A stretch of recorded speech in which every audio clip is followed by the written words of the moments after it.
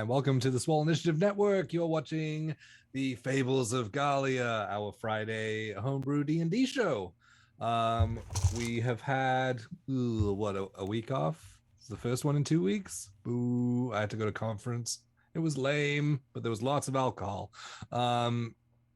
So before we jump into tonight's chapter, first of all, we do have 2 players missing. So we're gonna do like a little mini side adventure today that still works with the story. I guess we should get into our sponsor announcements, right? So Stacks, what you got for me, buddy? Sweet. Coming straight to you from the halls of Valhalla comes our first sponsor of the night, which is Norse Foundry. Norse Foundry makes artisan dice and gaming accessories for all your D&D needs. Crafted from the finest metals and gemstones by the dwarves themselves. With Norse Foundry, even your nat ones will look beautiful, but hopefully you don't roll those. Check them out with the link below at norsefoundry.com and use our code SWOLE, SWOLE, to get 10% off today. Do it. Your mileage may vary. All right, awesome. Betty. Also, check out our friends over at Nine Realms Gaming, where they make beautiful gaming accessories like this one here. And you can roll your beautiful gems. It was a 19, not so bad. You can roll your beautiful gemstone dice from Norse Foundry in your awesome gaming accessories from Nine Realms Gaming. You can go over to Nine Realms Gaming and you can get your purchase for 10% off with the code SWOLE10. And I know that Jay likes to show off his, my muscles, obviously, but also his beautiful DM screen made specially custom by Nine Realms Gaming. So if you're a really cool DM and you want a cool custom DM screen, hit up hit up Nine Realms. They're all the same names. Hit up Nine Realms and get yours for 10% off with the code SWOLE10.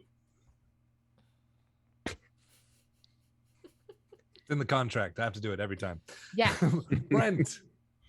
And a special thank you to our next sponsor of the evening, Griffin Co.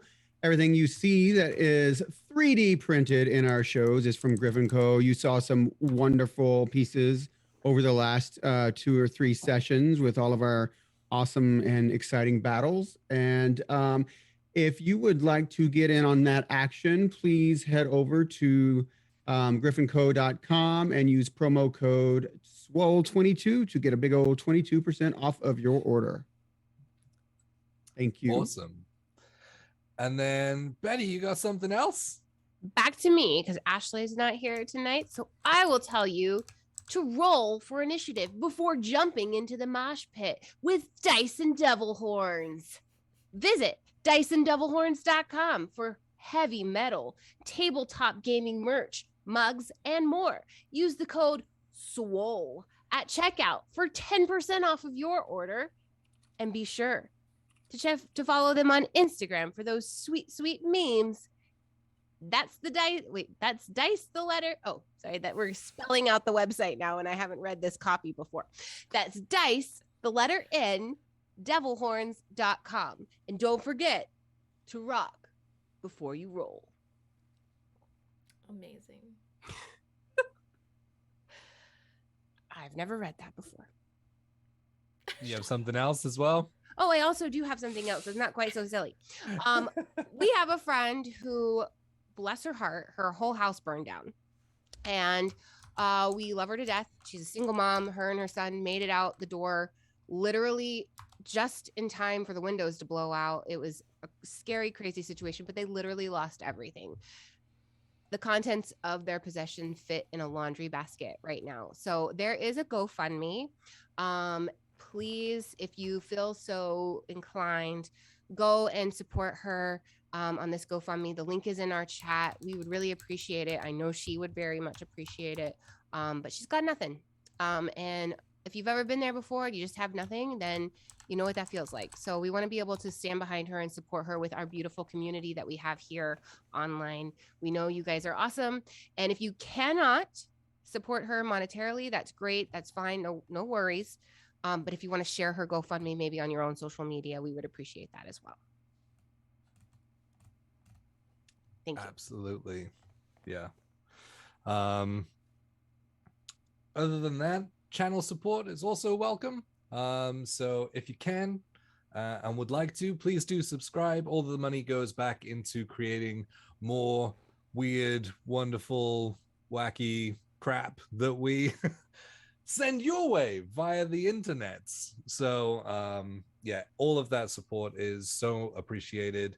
If you can't, then hashtag make Bezos pay for it with your Prime subscription, although you do have to resubscribe each month. With that, it forgets automatically, so that you can't keep spending his money unless you stay on it. Other than that, if you are not in a position to subscribe at all, then please just move that cursor over to that heart and just give us a little boop and a little follow, because that does help us a lot as well, and that costs nothing. Well, maybe a couple of kilojoules of energy to move the cursor, whatever. It's practically free. One whole calorie.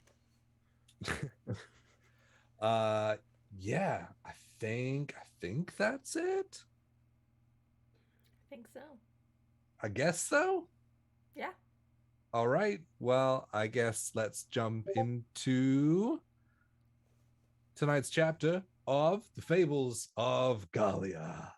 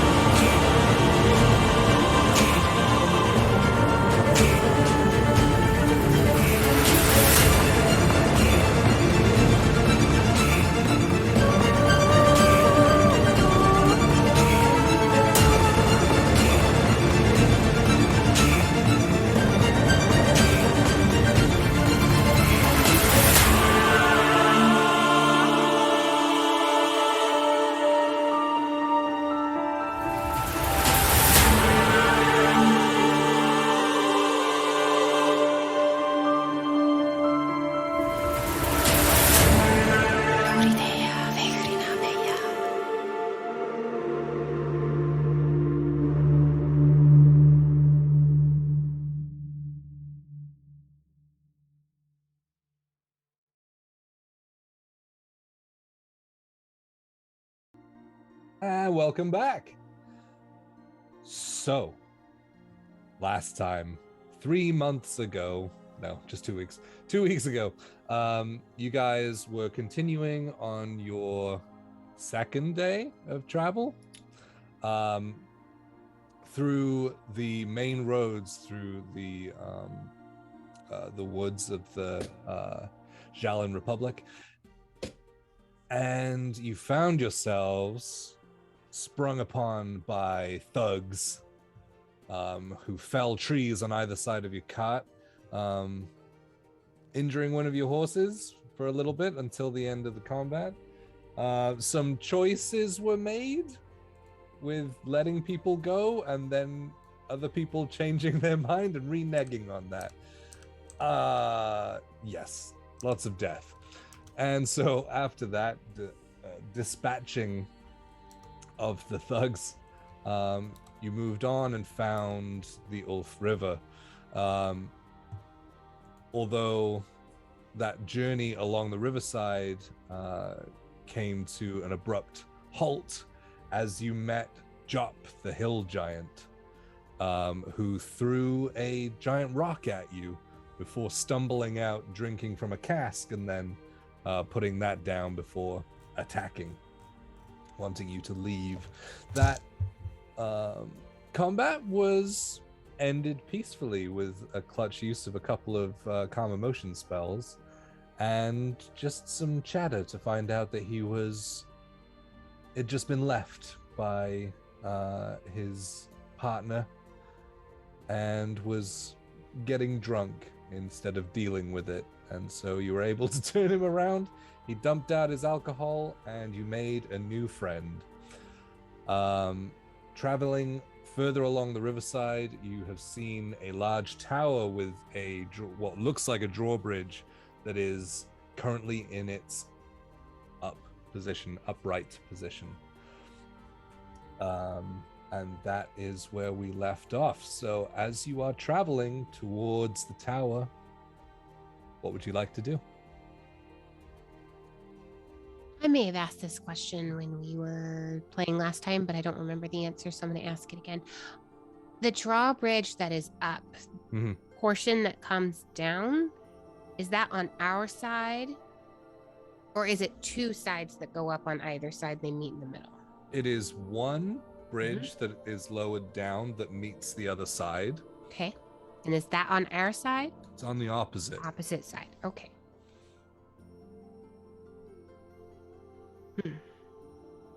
Are we directly across the river from that tower now? You're traveling that way. Okay. So if there's anything you want to talk about or anything like that, if not, we can just push forward.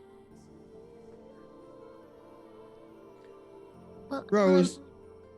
Yes? I just wanted to say that was pretty amazing what you did. Well, not everything has to be a combat. I agree. I used to think that the best way to solve my problems was with my fists or my whip or a club or a rock or whatever I could get my hands on. But, after spending some time in the monastery, I learned that there are other ways to handle things. And I'm not really good at that yet. So I'm glad that, I have friends like you around. Oh, well. I am thankful to be your friend and to be around. I don't know. I just feel like sometimes you just gotta talk to people. I will say that I definitely persuaded him to be more calm. Yeah. Yeah. I could tell he was just in pain and I didn't want to fight him. Yeah. And not just because I feel pretty beat up right now, but I felt like he was just hurting and probably used to people being mean.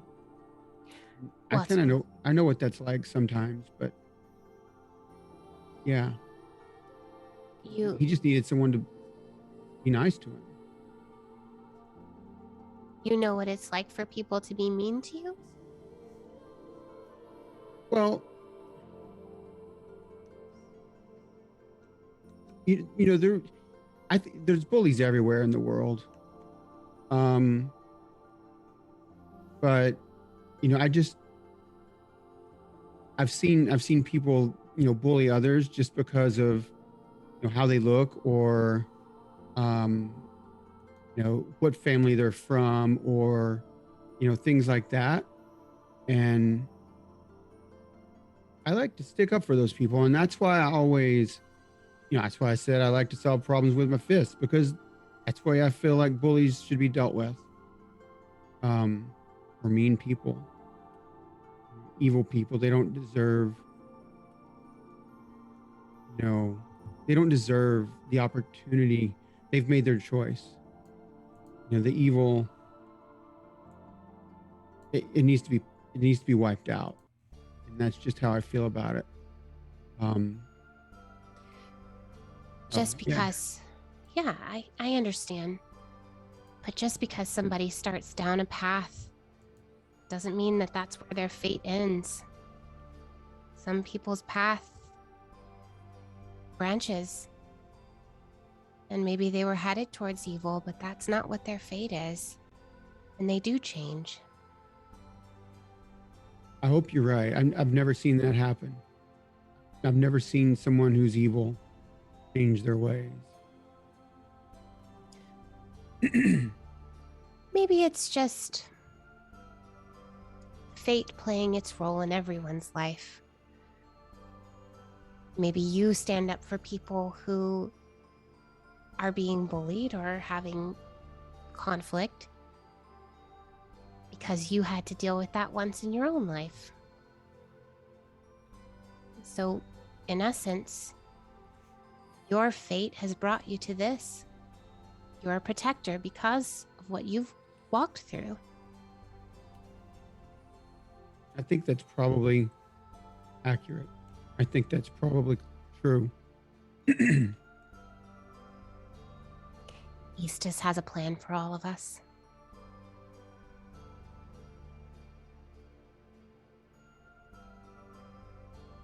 And I just put my hand on his shoulder and pat. Thank you. Awesome. So as you travel down the riverside to the tower you can now see is a large wooden structure with what's the word, like lattice work support struts going up all sides of it, and it holds this huge solid bridge back with chains. The chains go down to two wheels that hold the rest of the chain on the bottom. And up on top is what you see to be an opening. There are windows, there's no glass, there's openings on all four sides of it. You can, if you want to make a perception check, anyone who's looking outside of the cart. So I guess that's just Kaiya. Wait, how was I talking to him? There's a small window, Okay. like through, yeah. Thank you. 15. 15. Yeah, you can see there's two humanoid. Like, you can't see much because it's high up, but there's two humanoids that seem to be using it as a watchtower. As you're approaching, you're about, with the width of the river as well, probably about 80 feet away. So as you get a little bit closer, you'll be in line just on the other side of the river. All right. I'll pull the cart up, the horse and cart up about 10 feet back from the edge of the river where the bridge should come down. I'll look and see where the bridge, I'm sure there's some brackets or braces where it usually hits or whatever. And I'll pull up shy of that. And I'll stand up, in the front of the cart, and I'll wave, and I'll holler and just like, hello.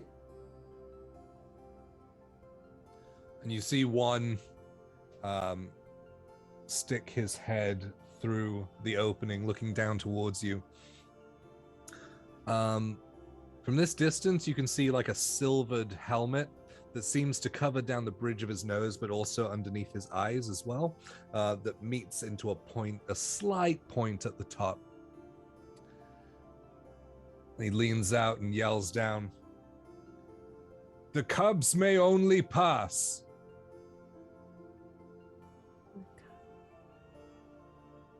Did he say cubs? Is that like a password?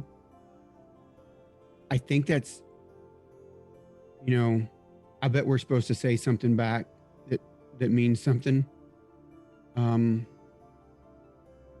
Or Let's see.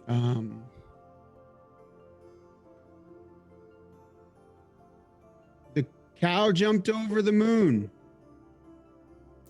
I'm gonna write that down for Ashley. Do you yell that out? Yep.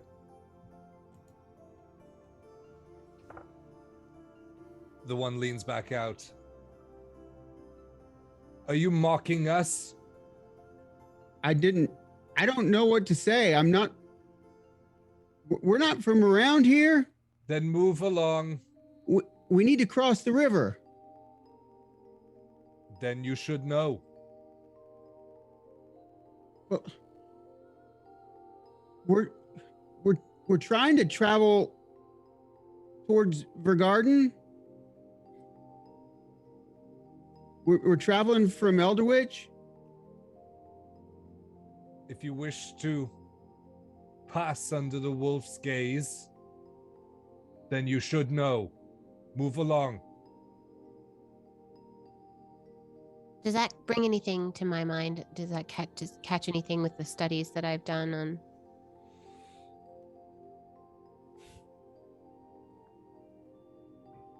Wolf's gaze. You Cubs. can roll a religion check. It's a high DC though.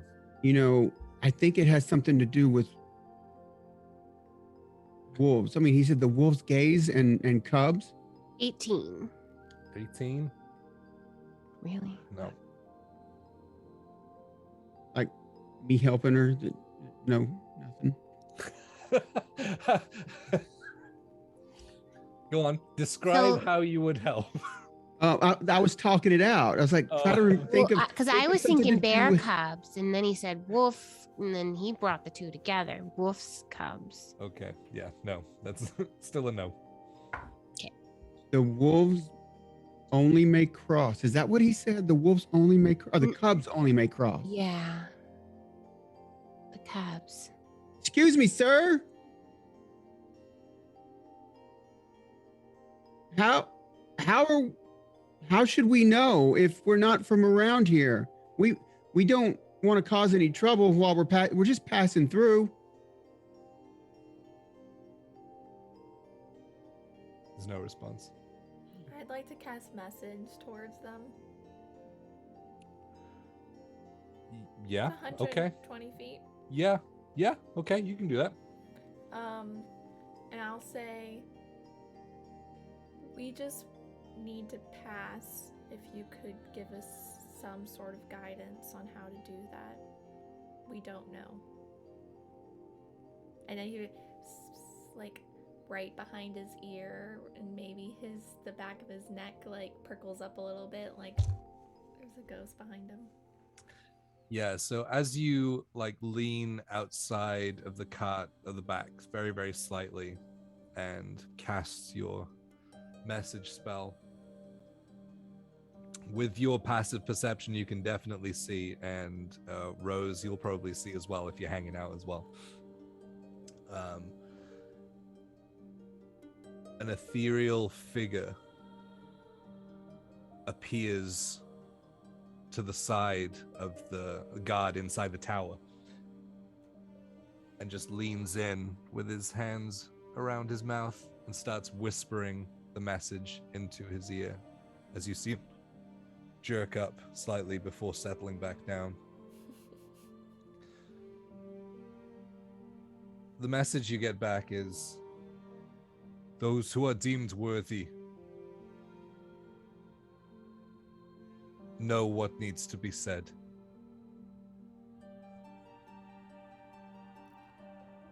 Those who are worthy know what needs to be said. That's what I just got. So, who's worthy and wants to say something?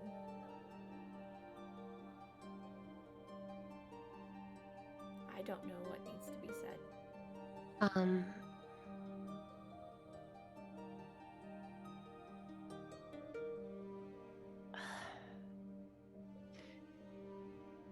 What did he originally say? How did he say it? Only the cubs may cross? May pass.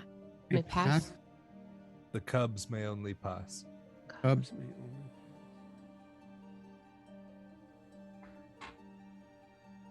under the protection of the mother wolf.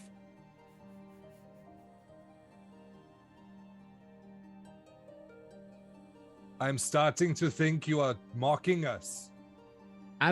Honestly, I'm just guessing, and we just really Then need to. stop guessing and move along.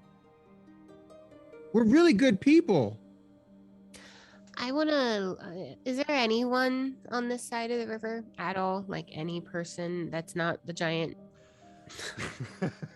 Yeah, Job's just sat there like twiddling his thumbs. We've No. moved on from him. Yeah. Are you getting out the cart? Yeah, I'm Take a gonna look get around. out and kind of see like if there's any like Mhm. other travelers or anything that would potentially be helpful. Sure. Make a perception check.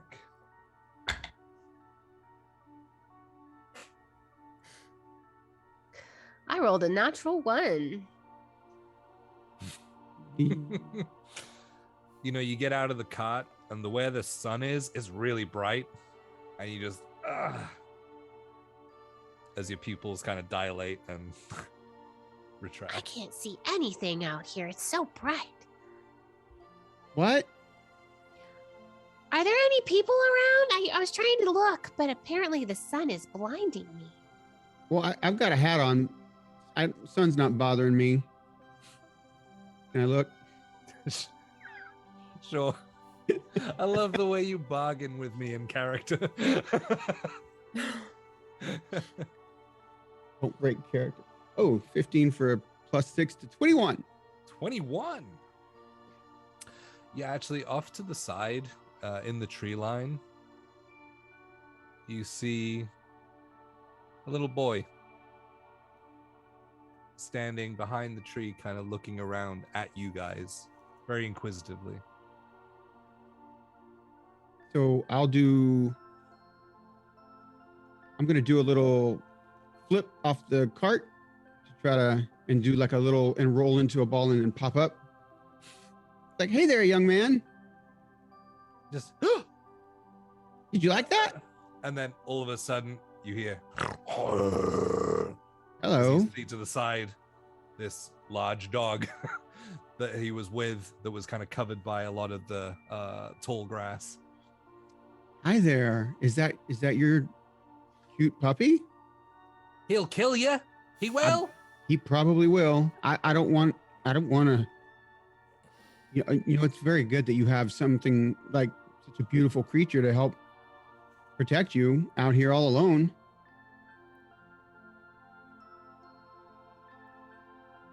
He's beautiful. Even if he Aye. looks like the mangy mutt, that's what I would be saying. Hi, this is Wolfie. Hi, Wolfie. My name's Kaiya. It's still snarling, baring its teeth.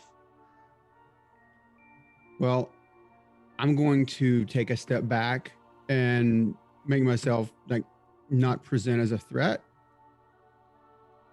And I say, are you out here all by yourself? Are you from around here? Aye, what if I am? Well, I mean, that would be great if you were. We are not from around here. And we're just trying to get across the bridge, passing through. We're trying to get over to Vergarden. Or that's what it says on the map. I don't know how to say it. You're going to Vargaden. Vargaden, yeah, that's it. Thank you. But the gentleman over there in the tower, he won't lower the bridge for us. He said something about only the cubs may pass. And he was waiting for us to say something, and apparently we didn't know what to say, and now he's not going to lower the bridge for us. That's because you don't know the password. Yeah. Could you tell us the password? Are you going across the bridge? Well, he said only the worthy can pass. And is there something that I can do to you or do for you to prove that I'm worthy? And he takes a moment. And then maybe you could help me. He glances over at the cot, sees Rose kind of blinded for a second. Is there more of you? A few of us, yeah. Are you tough? I mean, yeah, sure. Are you smart? I don't know about that. So, they are. I'm not so smart. You got smart friends? Sure. Are you nice? Are you kind? Yes, I'm. I really am.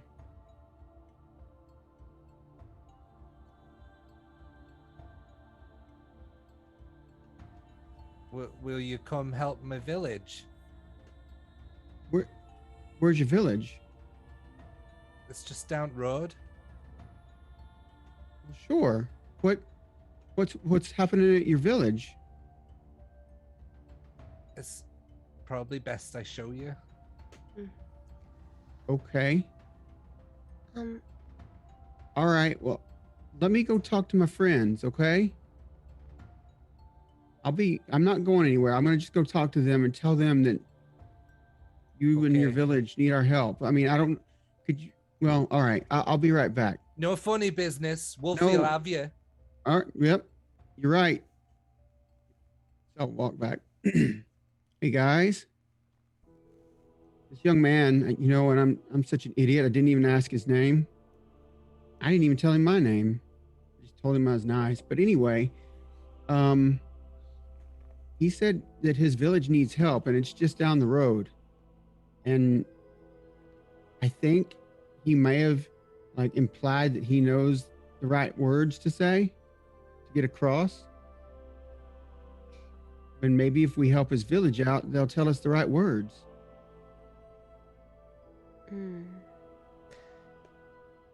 Well, if someone needs help, then it is only fate that we ran into them. Yeah. And I've been saying how I want to stick up for the little guy. I mean, this is like the perfect opportunity. That's right. You said it's like we were just talking about fate, and then in this position, the situation presented itself. Exactly. Your God is powerful. She really is.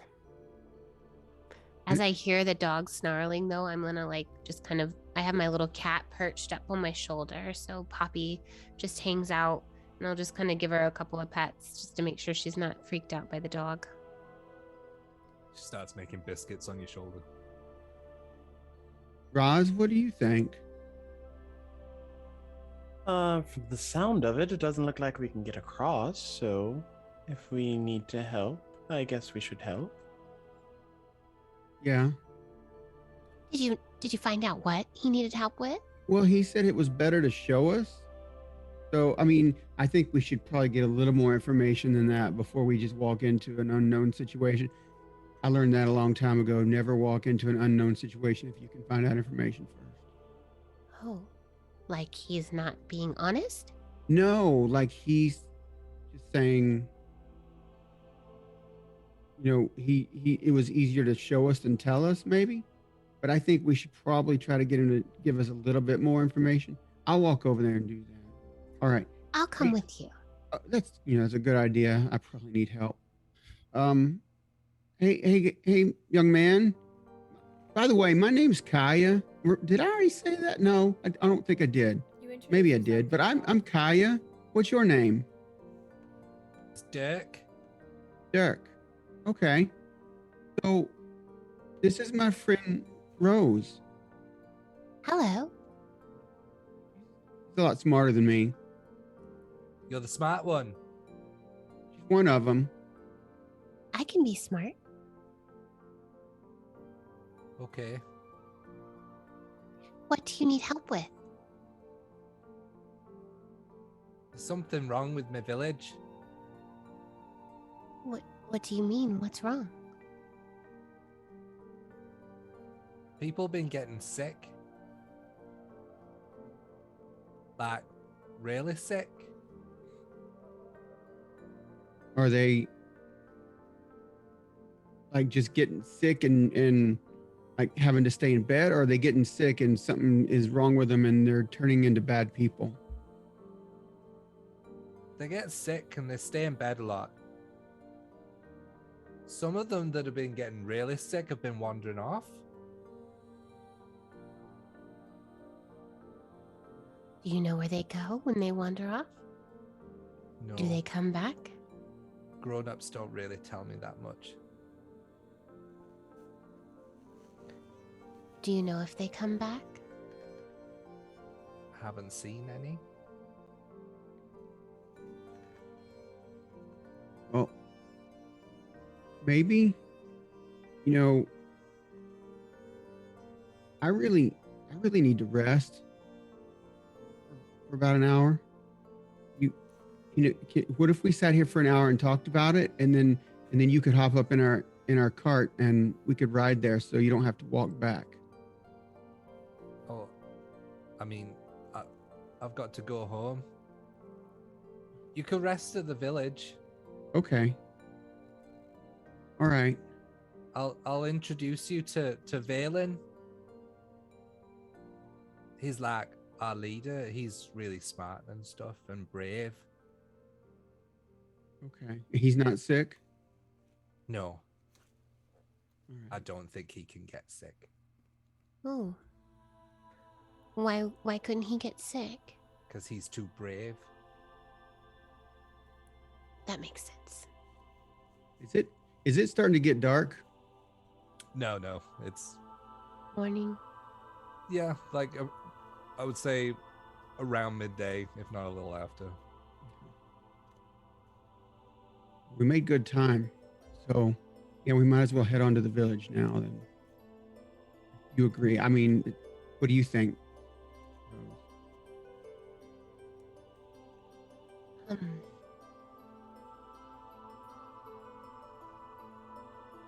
If this is what fate has brought us, then this is what we will do. I'm not too keen on sickness. Yeah, that's no good. But if there's people that need our help, then I'm all for helping them. I think we have to. Okay. All right, Dirk, did you want to ride with us? You can lead the way with Kaiya up front. I can ride up front. Yeah, hop up here on the seat right next to me. Takes off. And I assume the dog goes too. Yes, galloping behind him. All right. Hop up there. And he gets up, and Lost is sat there and just kind of stares at him. Looks up at Kaiya. I will take the back. And moves off of the driver's seat and heads to the back. See, his name is Lost. He's really nice. Did you see that? He got up so you could sit down. Aye, he did? Yeah. Does Wolfie want to ride up here too? I don't Or is he know. going to I run think out? Is he going to run out next to us? Probably best. He's a little too big. Yeah. Is Wolfie like a real wolf? It's like the size of an Irish wolfhound. Okay, so he's giant. Okay. All right, and I'll hop up and like just show me the way. Okay. And so starts And after directing you. we get to moving, I'm gonna hand him the reins. I'm gonna say, "Have you ever driven a cart before?" No. All right. Well, all you have to do is hold them. You don't have to, do anything right now. Just hold them loosely. You can relax your arms. Just kind of set your hands in your lap and just kind of hold the reins loosely. There you go. Like this? Yeah, but you're still a little stiff. Just relax. Okay. All right. You're looking good. That's all right. Here we go. Okay, I'm And nervous. you don't need to be nervous. I'm right here with you. I won't let anything happen. Okay, okay. If something happens, I'll show you what to do, and then you can save the day. Okay, because I'm brave like Valen. Yep. Exactly. I have faith in you. And so you allow him to lead the horses along a very straight road. It does start to veer off back towards some of the wooded area, although it's a lot clearer. It's not like the thick, dense woods that brought you through the Jalan Republic. It's not long before you see just like a small village made of mostly small wooden huts with thatched roofs. There's a couple that of the larger ones that have maybe like a stone chimney that you would assume like had like a fireplace inside of it. And there are just several people walking around, all human. There are a couple of kids in the street running around chasing each other and things as the cart approaches.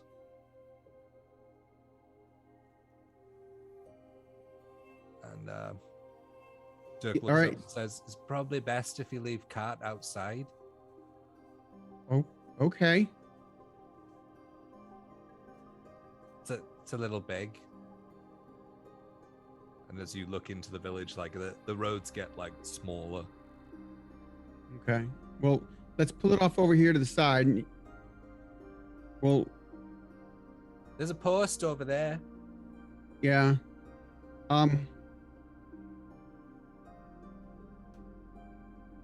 Yeah, let's pull it off right here. We'll hitch up the horses, and I wanna unhook the wagon from them. Well, maybe we shouldn't unhook the wagon just yet.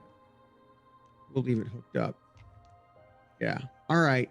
So yeah, let's just pull it off over here, and I'll put some oat bags over the horses. They can eat. Okay.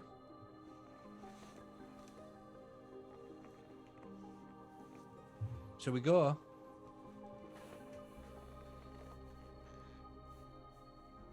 Let's go. Guys, are y'all want to head into town with us? Sure. I want to hang back with Lily, like walk with everyone, but hang back a little bit with Lily. Okay. And then Rhapsody, where are you in all of this? I'll walk up next to Kaiya and Dirk and Wolfie. Dirk looks up at you and says, "Oh gosh, you're right fancy." Oh, me no. This is just something He starts like rubbing all of your like silks and things and like looking through the layers and just like holding them up against his eyes and seeing if he can see through them. Careful, you could get lost. I thought he was lost. Oh, yes, technically, yes. And so he just enjoys kind of playing in and out of the many layers of Rhapsody. Lost kind of, I guess, in between you three up front and the two sisters, kind of dragging his bottle by his side and is leading Adeline along as she kind of frivolously looking through her book and going over notes, as you've seen her do many times.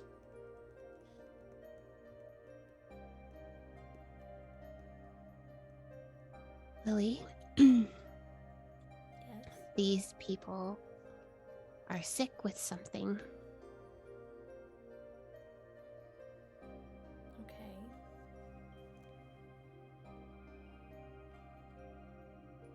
The last time I had to deal with people that were sick was a long time ago. Was it before me? Yeah.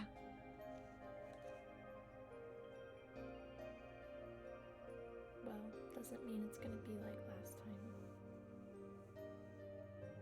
You're right. Hmm. Besides, East has seemed to steer us this way, so Yeah. there's obviously a reason. Fate.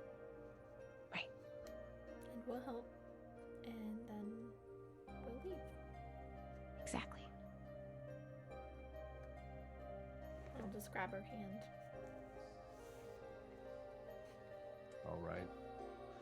And sort of catching up a little bit, picking up your pace a little bit to rejoin the group. Dirk has now kind of taken the lead, realizing that you guys don't actually know where you're going, and takes you to a circular structure central to the village. Wooden again. There are small window frames around the outside.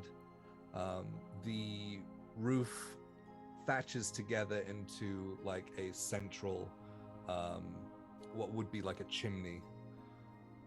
And he says, Valen's in there.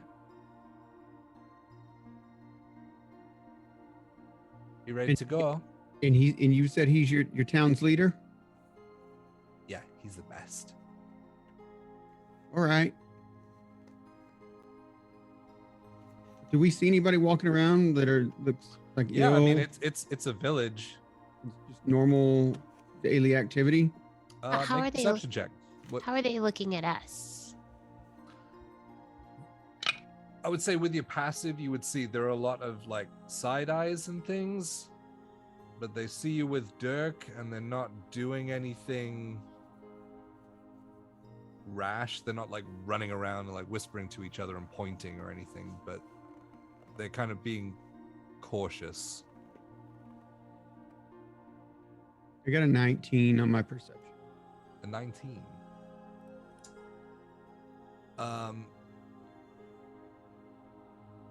What you do see is one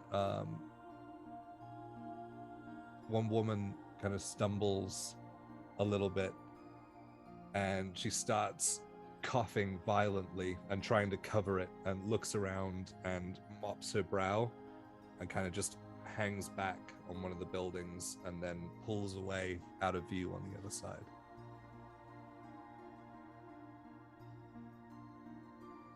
But other than that, everyone else seems to be at least trying to act normal, given that you know that there's this sickness. All right. Well, I think the boy was telling the truth. Oh, I guess we head in here and talk to Valen. Yes. All right. Right. And he knocks on the door. Rose, maybe you should do the talking. I mean, you're the healer. Sure. He waits a few moments. And then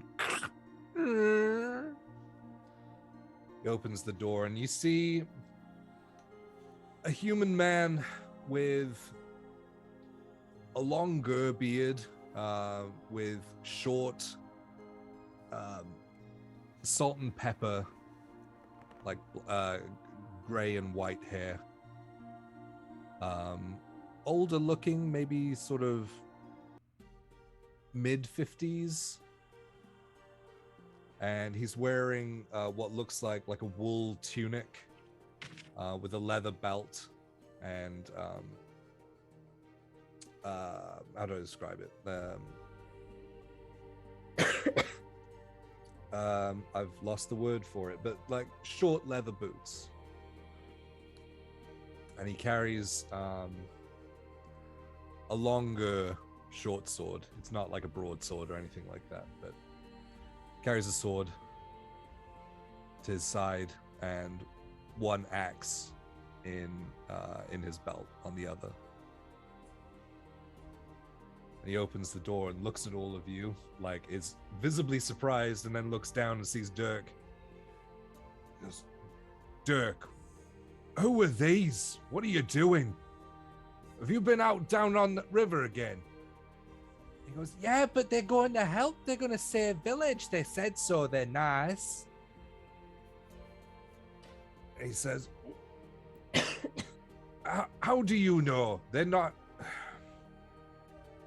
I'm so sorry. Like he like covers like earmuffs on Dirk's head. He swears he's gonna find the people who are gonna save the village, and I'm sorry. You're free to leave if you want. Oh, could you tell us what's wrong here? Come inside. Come inside. Sure. He lets go of earmuffs. And he goes, Dirk, inside to your bed. And he goes, no, I'm trying to help. And he just runs off inside. And so he leads you inside of the structure, which has like a central like a fire pit basically that's lined with stone and things, obviously to stop the house from burning down, but there are seats set around it. Knowing that he's the leader, you would assume this is where decisions are made, things are debated with him. So he leads you over to the seats and asks you to sit. He sits with you. Would you like some food? Have you been traveling far? Oh, we have been, Hang on, I've got some dry meat and some bread. Give me 1 second. He stands up and goes over to one of the far sides to start putting a couple of pieces together. If y'all, we don't want to, get into your village stores, because I don't know, there's an illness, how able y'all are to get out and hunt and get food. We have food that you don't need to give us out of your stores. No, I won't hear of it to your guests. All right. Seems to put together.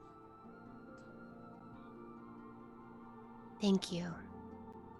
He brings over what looks like almost like a disc from a felled tree with several bits and pieces, like Nordic charcuterie board of different bits and pieces that he's gathered, as well as there are 6 horn cups with flat bottoms to them set out. He sits down and says, hope you like mead. Sure. Sure. Good, because the water's rough. It's my Good. favorite. Well, No. what did Dirk tell you? Well, he said that everyone's sick, or there's lots of sick people, and sometimes people wander off and don't come back.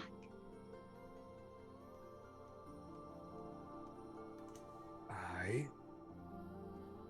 Is there an illness in this town? There is, but it's not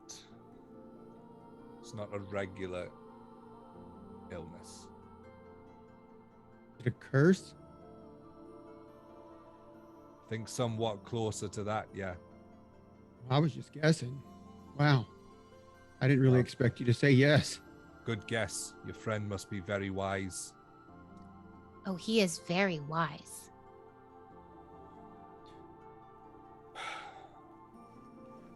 Long time ago. Well, long time ago it started. Hag showed up in the woods. Started taking kids.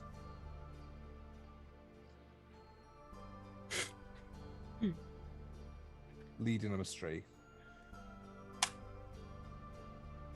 A few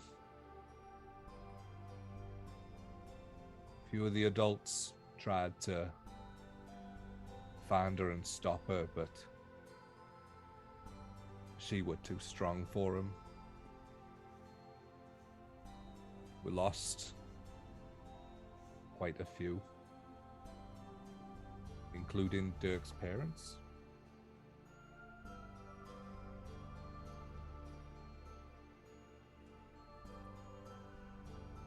Now, we appealed to the chief of Vargaden for help with their divine magics. And they did. They came along, they brought a lot of help. And the chief was able to slay the hag, but not before she muttered a curse upon the land. Instantly, people started falling sick, started dying, and some of them started wandering off into the woods.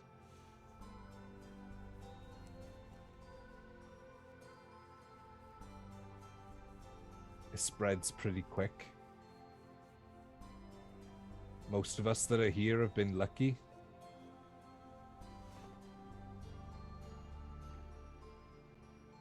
Dirk said that you're immune. Was he just saying that, or is there something special about you? Ain't nothing special about me. Just lucky enough to see this age.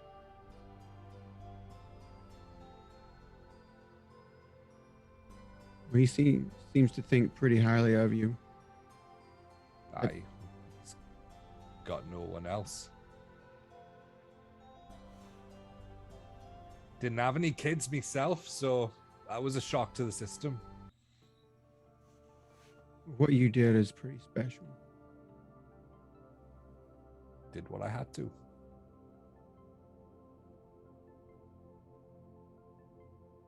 It's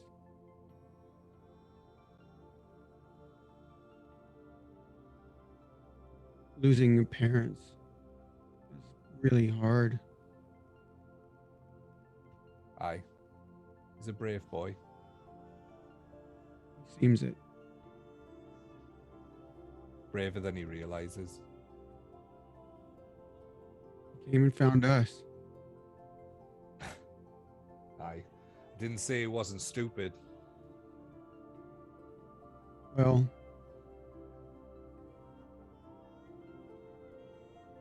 I don't know nothing about curses. It's kind of not my thing. Do you help people? But I'll do whatever I can to help you.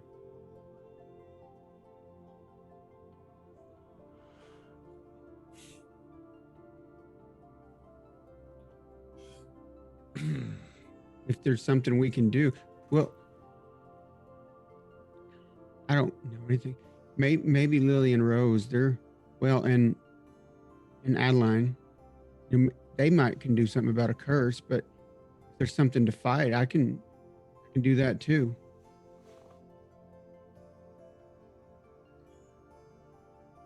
Something tells me that the source of this curse is where the sick keep wandering to. Have you tracked them? Any of them? No. When was the last person to wander off? 2-3 nights ago. Do they always go in the same direction? When we found them. When you found the prints or the people? Well, we found them making their way there. Okay. We drag them back, but don't take long before they find some time when we're not looking. Take off again.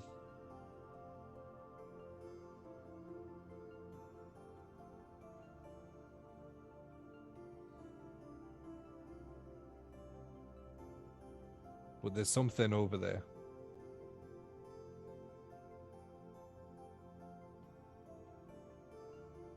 I know we asked for the chief's help before, but as soon as the hag was slain, the soldiers that he brought started falling. And his own men grabbed him, took him out there. You saw the bridge? It's been up ever since. Yeah, when we were going to cross, they yelled out,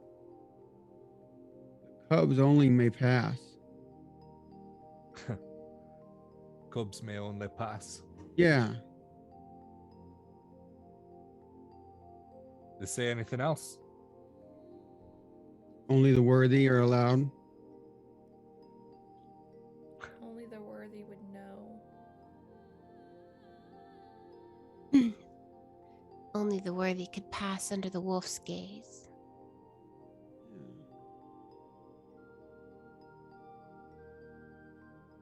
Fenris. Fenris, Aye. the god. Fenris is a wolf.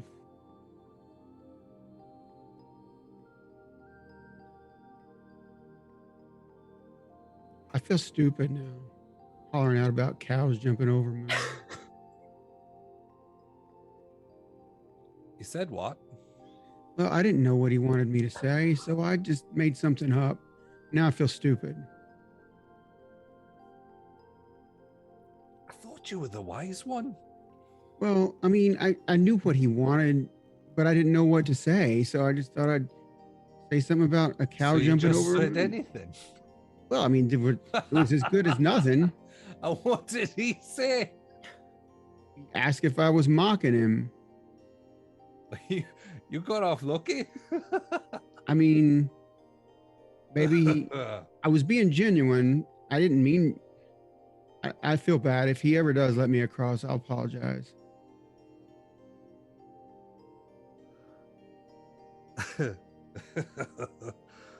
That's good. Haven't heard one like that before. So you're saying that no one has passed over this bridge? No, none of us. We won't risk taking our sickness over there. Have you met Jop? Who? He's a giant we met along the road.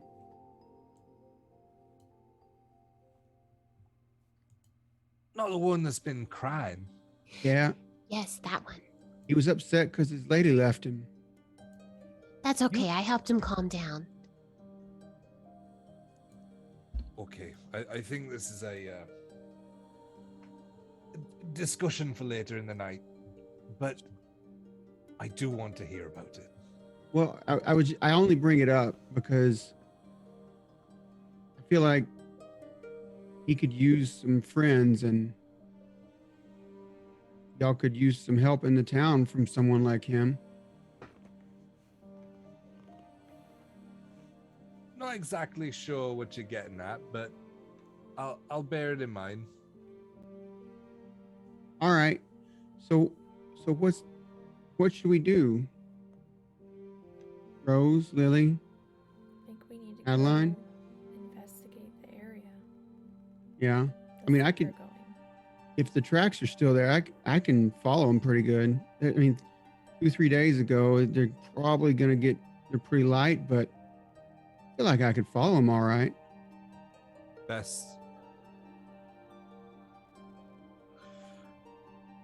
Best thing to do is to wait till it gets dark. Okay. And Need a someone rest. else is compelled?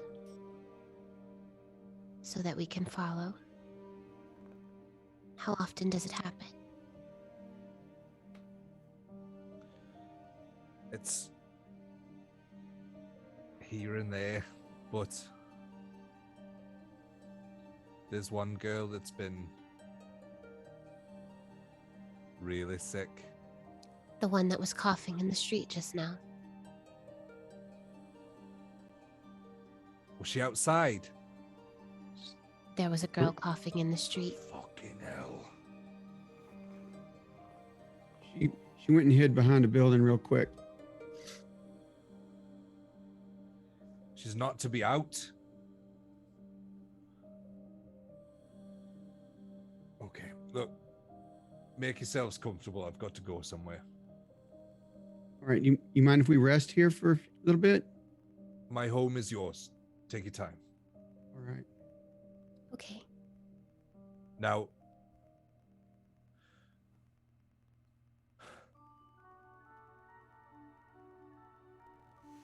I can't offer you money. We don't have it. We're not looking for money. I'm not looking for money. We weren't looking for money. And we wouldn't let you give it to us. But if you got business in Vargaden, I can see that you're deemed worthy. Thank you. I'll be back in a little bit. And he goes out the door. Pretty quick pace. But you have the house.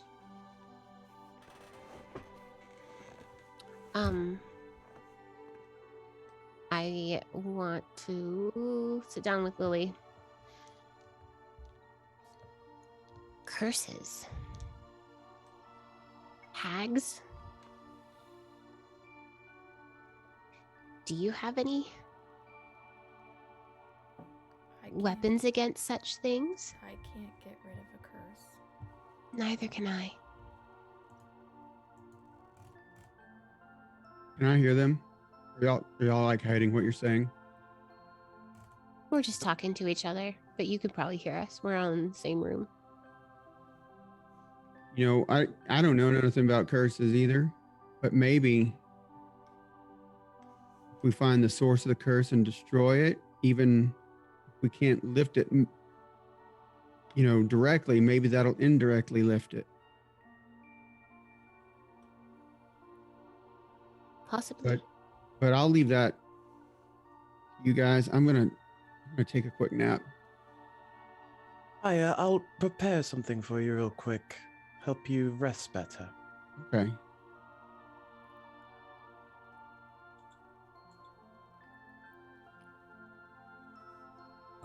You guys have,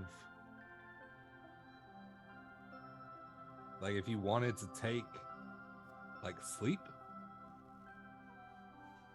you could, and then head out in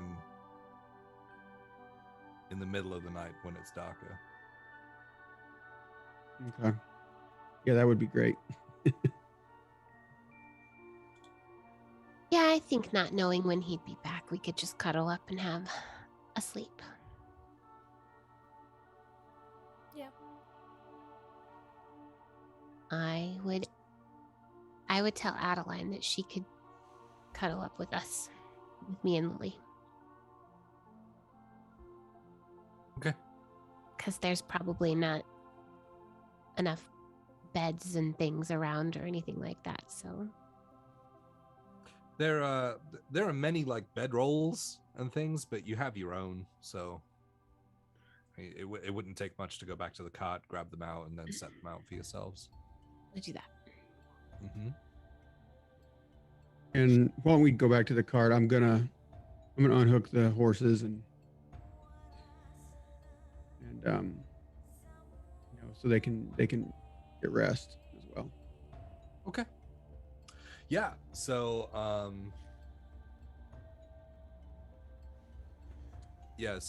after a little while, Valen comes back and sees that you kind of setting up for the night, and he says, I'm gonna spend tonight outside the house keeping watch. I'll come and get you if it happens. All right, we'll be ready. We're gonna get some rest, and then we'll be ready to go when it's time. All right. He turns to leave, pauses for a moment, looks back and says, "Thank you." And then turns and walks out the door.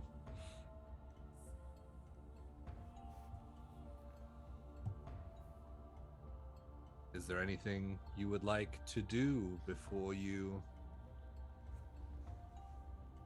turn in? Not me. Roz would have instead prepared 2 treats before, since it's long rest. Yep. I love that they're just called treats. Chef's feet for the win. Awesome. If there's nothing else, then you guys can turn in for the evening.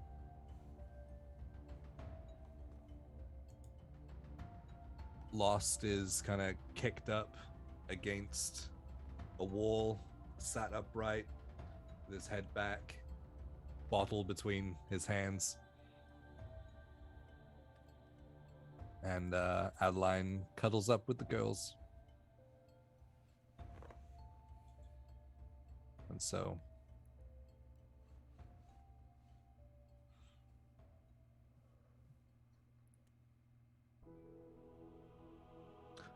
hours pass in sleep, peacefully.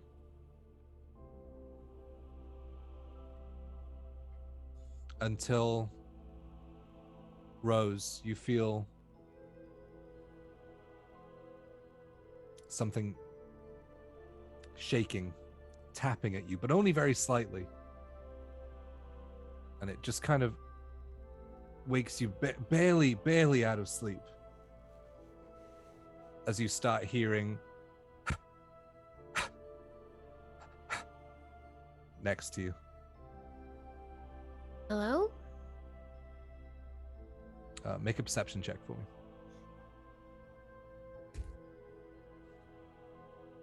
21. 21. As you say hello and everything starts coming into focus, you realize the sound is coming from literally right next to you as you look down.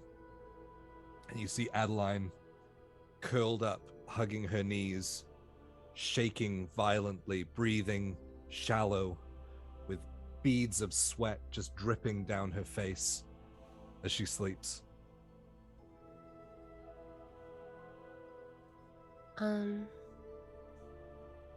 I would just With a Fresh or- 21, before you even do anything, you hear the clink of a bottle.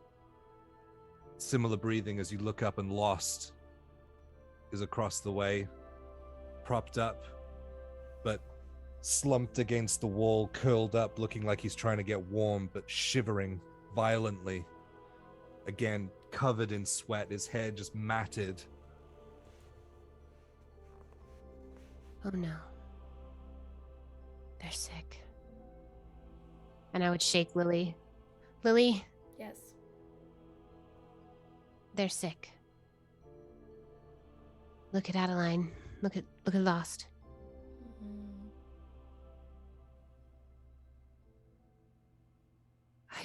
I don't know what to do.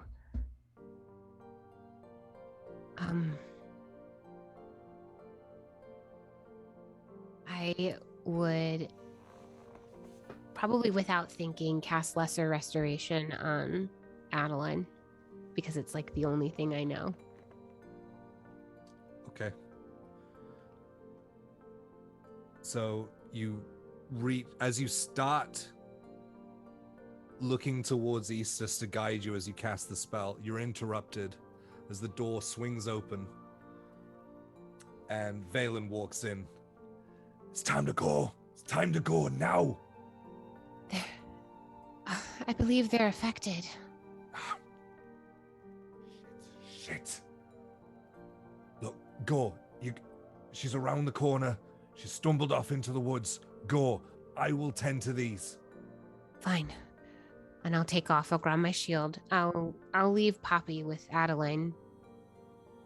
And Valen goes to go wake the boys up. Relays the same message. Come on, time to go. All right. And he starts going over and grabbing cloths and soaking them, wringing them out, and then going and putting them on Lost and Adeline's head and lays them down properly and covers them in blankets as he starts tending to them. I think so. Go track this girl in the woods. Yes. Okay. Did we get a long rest? You did.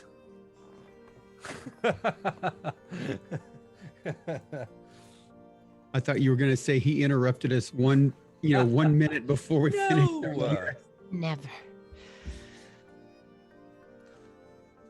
So as you leave through the door and turn the corner, you can see a shadowy figure. Those of you with dark vision, Lily, if you have your goggles on, a shadowy figure ambling kind of almost drunkenly from side to side off into the woods.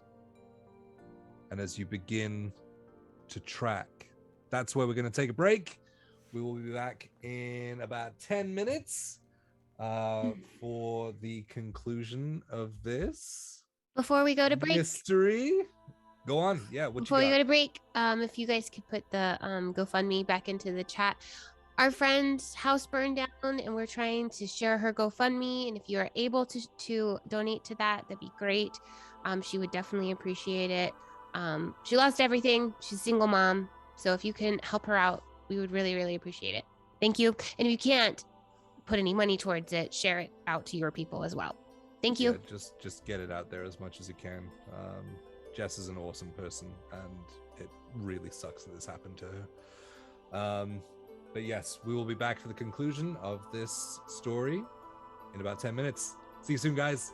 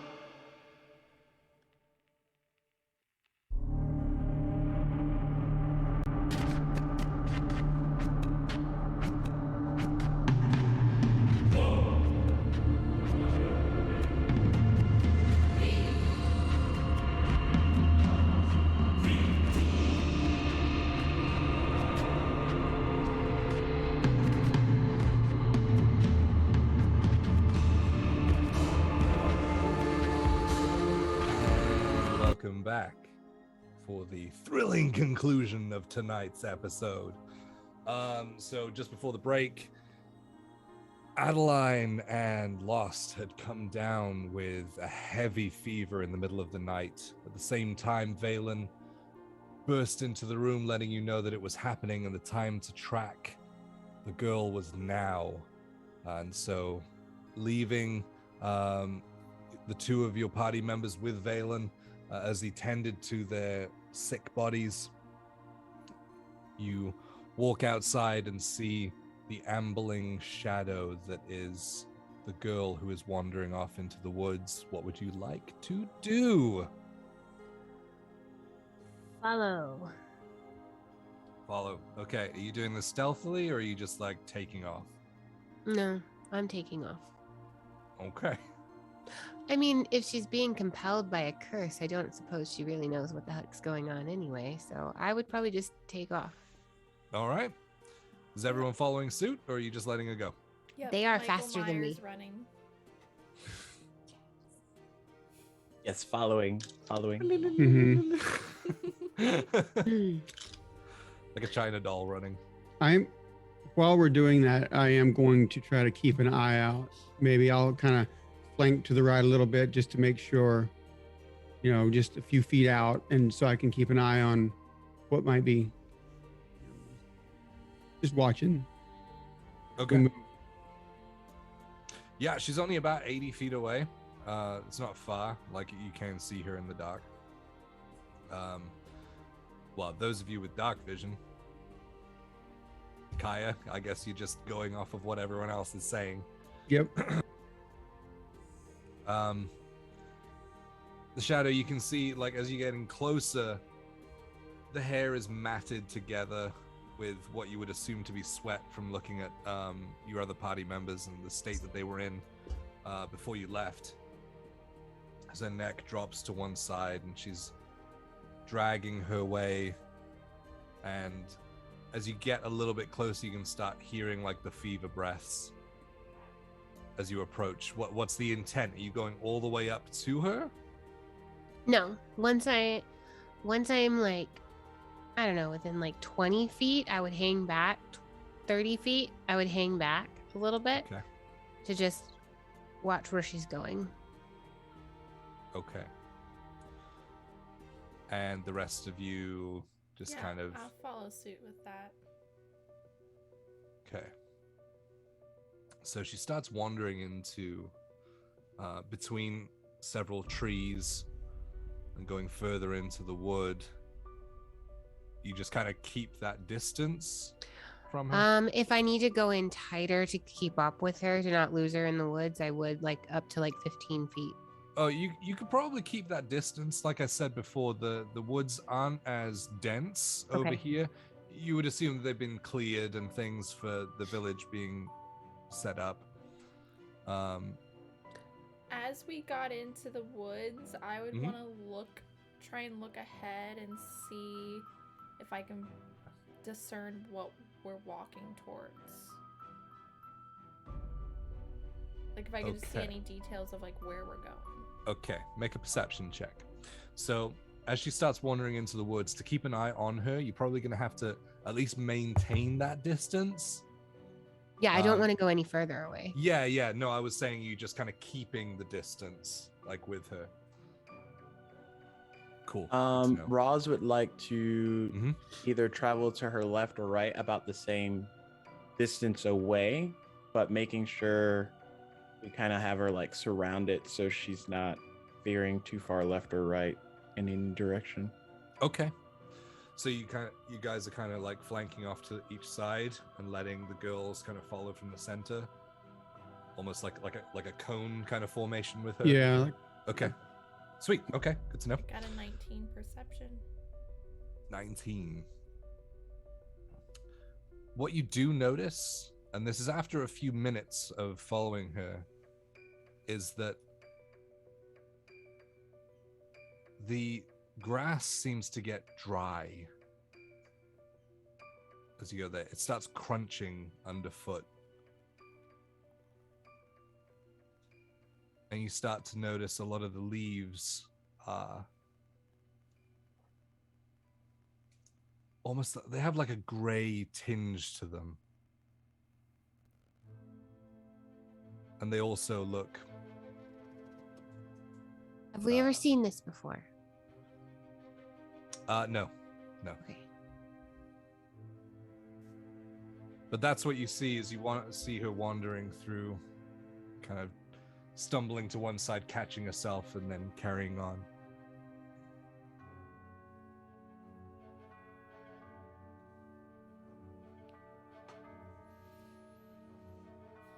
Just gonna keep following. Does she look like she's noticing we're near her? Or is her focus like...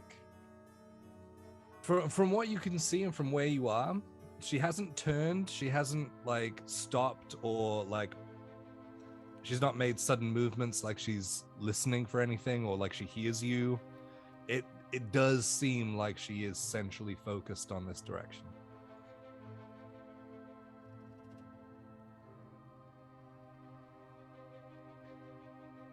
Lovely night for a walk, don't you think? She continues to stumble her way forward.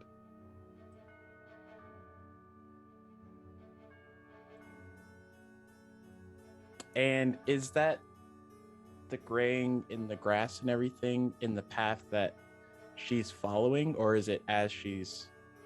As you guys are following now, after Lily had noticed it, this does start to creep out into the plant life that surrounds this area. Is any green left, or is it all like where we at? There is green, but you're noticing that the ground has kind of been changed, like it's drying up, like there's not quite as much life to the place. Okay.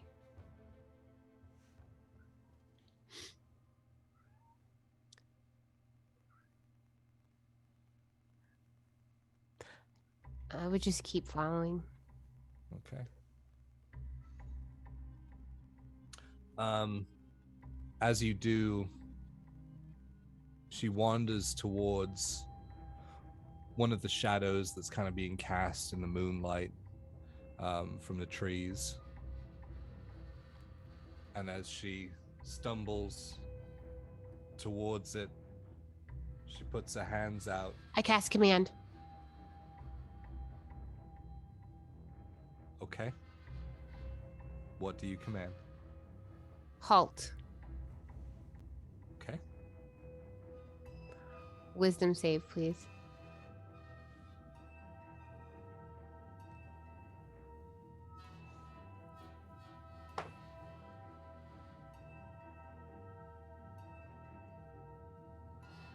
That is a natural 18 plus 0.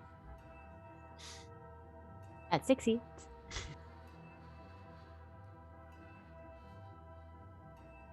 You instinctively reach out and cast your holy command towards her.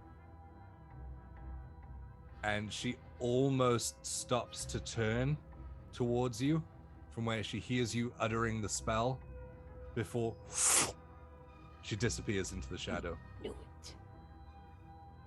I cast light on my shield and turn it towards the shadow. This arc of light comes from your shield as you Great. point it towards the shadow, and you see a tree. But what you also see in the distance are two other shambling figures.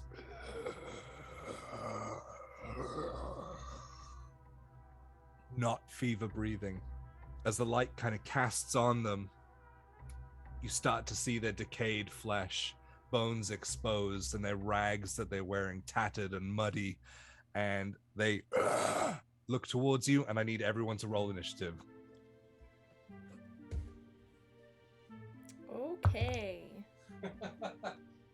Oh, no. I tried to save her.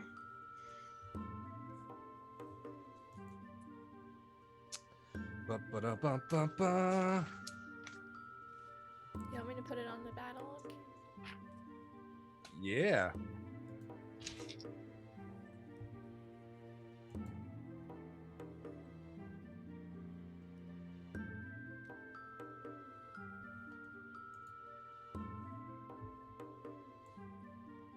Oi. Woo! All right. So,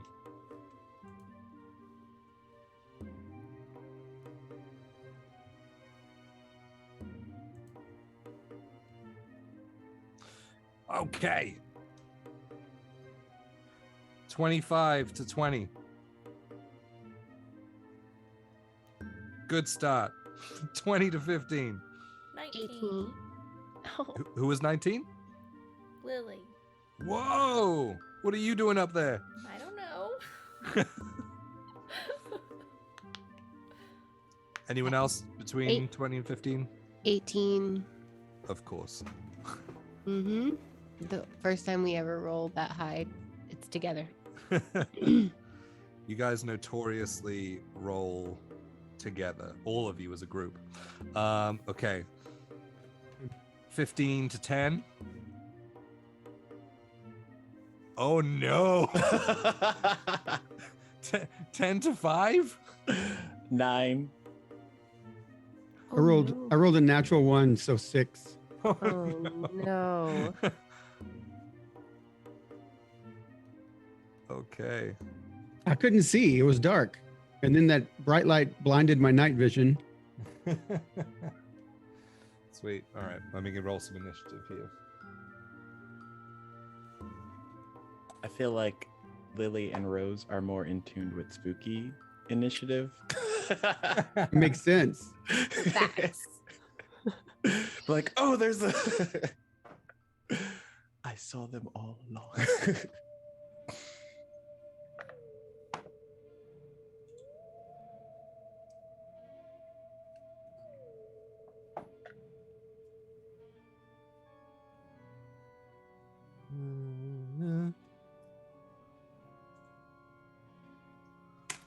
Okay. So, positions on the map, guys. Where was the person sucked into the shadow? Yeah, we were kind of. In this tree over here. I so would be kind of near behind. there with. Yeah, we would Rose. be pretty close to that. Like maybe by the rock. Yeah, you were keeping distance still. Yeah. So. Oh, that'd be fair. I would be like 10 feet flanking them to the right of where they were. So kind of off the screen. But if you can put me on the screen, that's kind of where I would have been.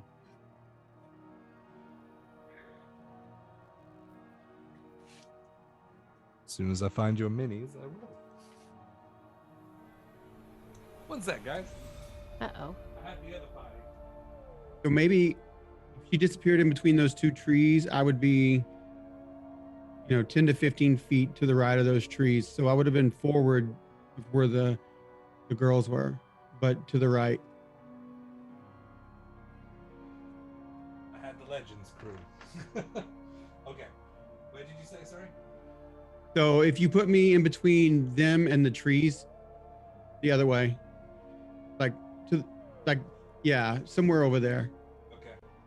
And then Raz, you were on the other side, right? Like here? Yeah. Okay, good with that.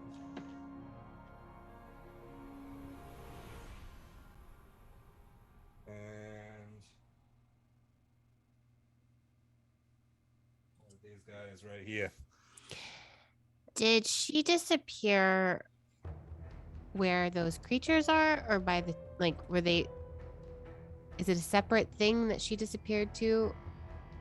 I guess trying to decide if she disappeared where the trees are or where the creatures are. Just want to make sure.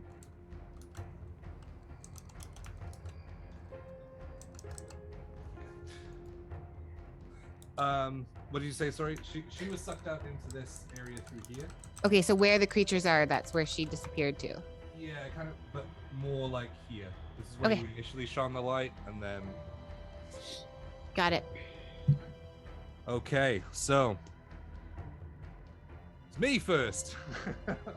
I rolled Oops. stupid high initiative on this. Thanks for the raid, guys. Oh, who's raiding? I've got too many screens up. Roll Positive Gaming rated us. Thank you so much, guys. You're just entering into the battle. Stick around if you can. Thank you so much. Yes. So here we go. This guy. So he is going to. There it is. So as you see his head, he takes off fast, just running and dragging his body behind him. All the way up to Rose, as that's the source of the light. Okay. And he's gonna make 2 claw attacks. Oh no. Oh no. That's an 11. An 11 and an 8 to hit. Yay, neither of those hit me. So as he starts running and clawing towards you, you're able to almost blind him with the light of the shield as it starts bouncing its claws out and scraping on the front of your shield. That's his turn. Lily, you are up. Rose, you are on deck. Oh gosh, why am I here? Mm. Okay.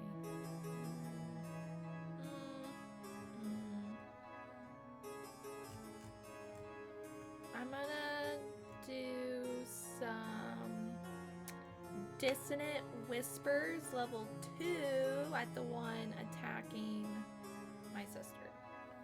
Okay. All right, what's that? A wisdom save? Yes. Good. Yep, these guys are super wise. For sure. That is a 12. That's a fail. So, first of all, it has to use its reaction to get as far away from me as it can with its movement. Okay. Get away does from the my damage sister! happen? So the damage happens first, and then the reaction. 11 psychic damage. Woo! Okay. So as it's clawing at the shield, you start casting your dissonant whispers as the ghostly starts creeping in from all angles as it takes off and turns and runs. Exactly where he came.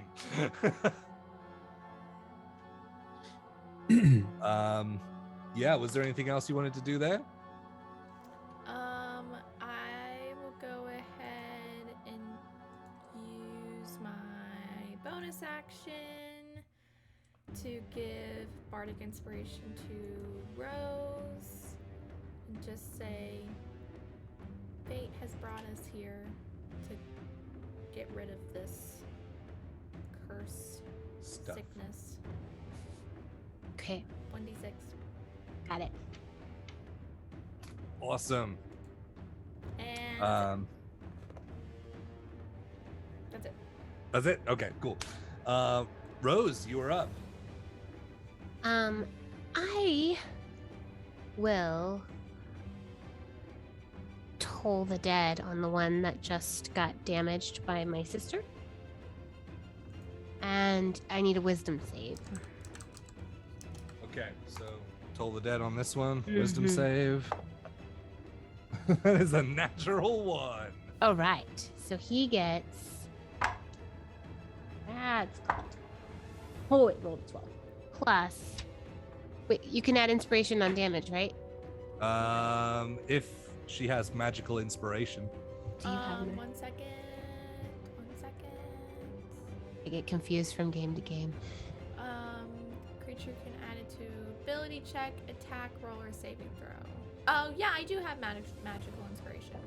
There you go. So yes, you can add it to magical damage and healing. 6. So that's gonna be 18. One is what is your type of damage for the inspiration? Is it whatever I was rolling? Yeah, it just amplifies what you Okay, do. so that's 18 necrotic. Ooh, okay.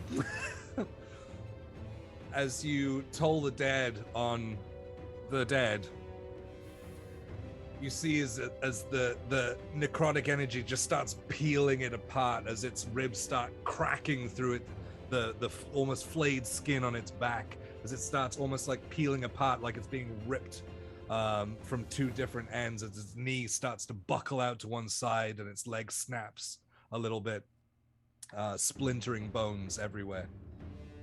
He does not look very good. Cool.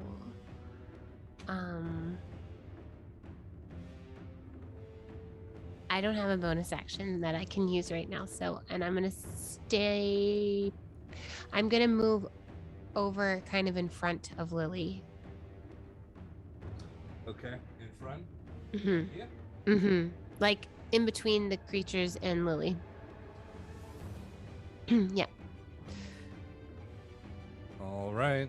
Just also, my light is still cast on my shield, so if there's any kind of like disadvantage they have to light, then that's still happening for a whole hour. Cool. Is that concentration? It's just a cantrip. Cool. Just want to check. Mm-hmm. Sweet. All right, Rhapsody, you are up, my friend. What you got? Nice. Rhapsody will run up past the rock and kind of stay in tandem parallel to the creature that's getting damaged and throw his dagger at it. Okay, and you wanna stay a little bit of distance? Yeah, I'll just like pretty much run in a straight line and stop when I'm at the same. When you're in line with it? Yep. Yeah. Sweet. All right, make an attack roll. Okay.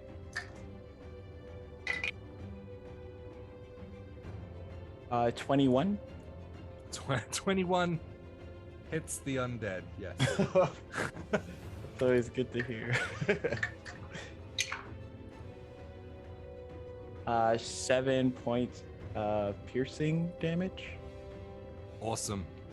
So as you run up and cast the dagger out from like inside your sleeve, and it slides out across your palm, it sticks and wedges into the back of the skull.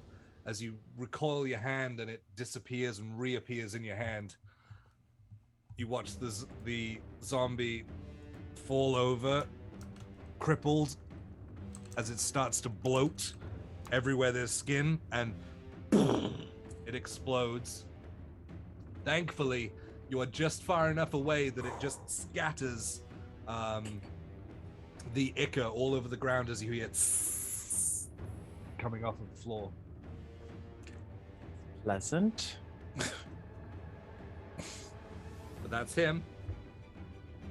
And then for my bonus action, I will use a key point to patient defense and kind of see if they're the only ones around, really.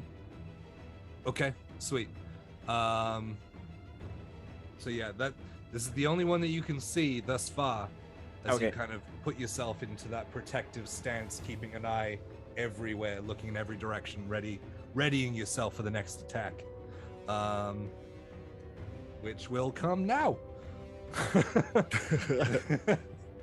So the next zombie is up, and he is going to rush to you and make a couple of claw attacks on you. That is 13 and a natural 20 to hit. Oh, okay. It's dodged, so Oh, it's a disadvantage. Yeah, so that one would have been 13. Lucky. Wow. That was my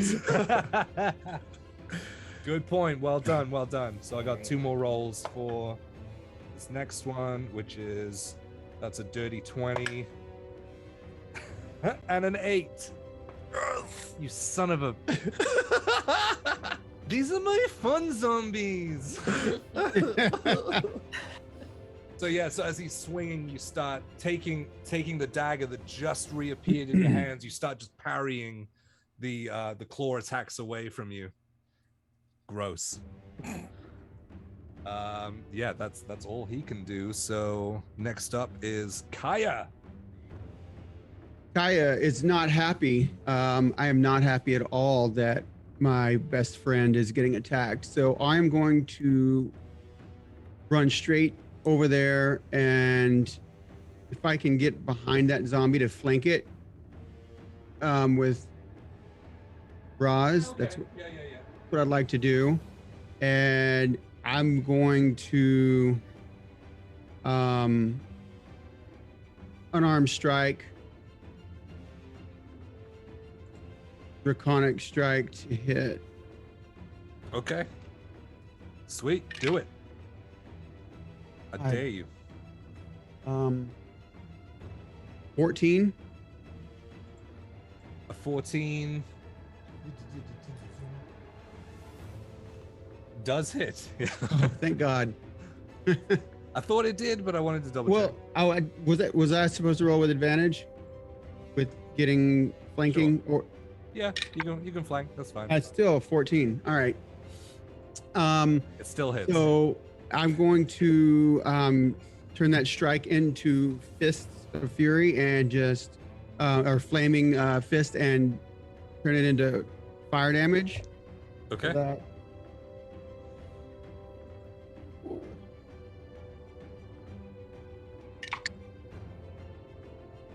I'm rolling so awful. 6 points of fire damage. 6 points fire damage. Yep. Okay. And bonus action, I'm gonna do the same thing. Sure. Do it. Oh, so that's a 22 to hit. Yes. You got it.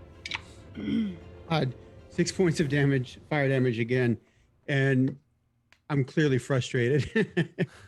Kai is not happy. Yeah, so And- you run up. Oh, go on. Do you have more? No, that's it. Go ahead.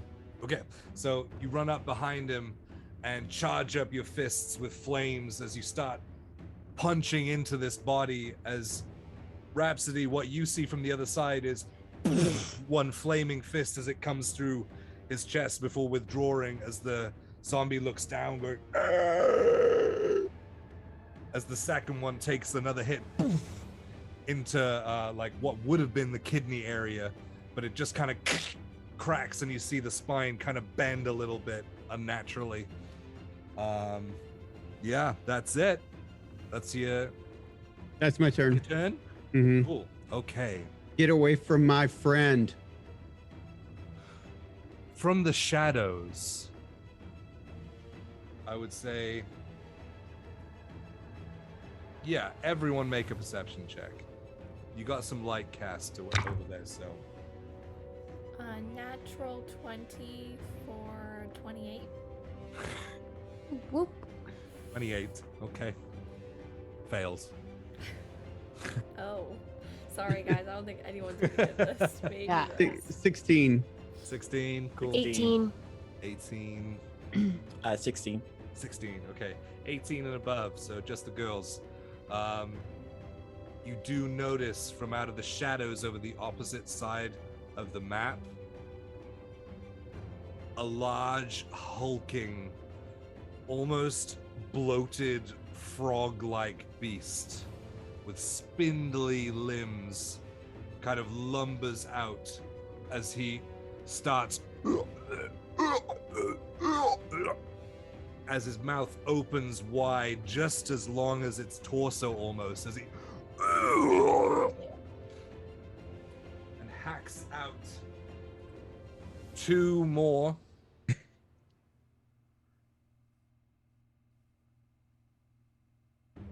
beings here before stepping back into the shadow and disappearing. That was disgusting.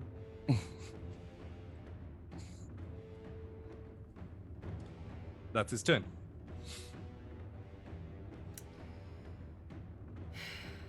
So, Right. top of the round, he's dead. So, Lily. I have to roll some initiative for the other guys now.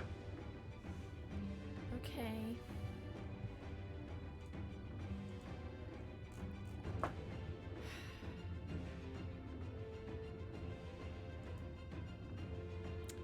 I'm to cast.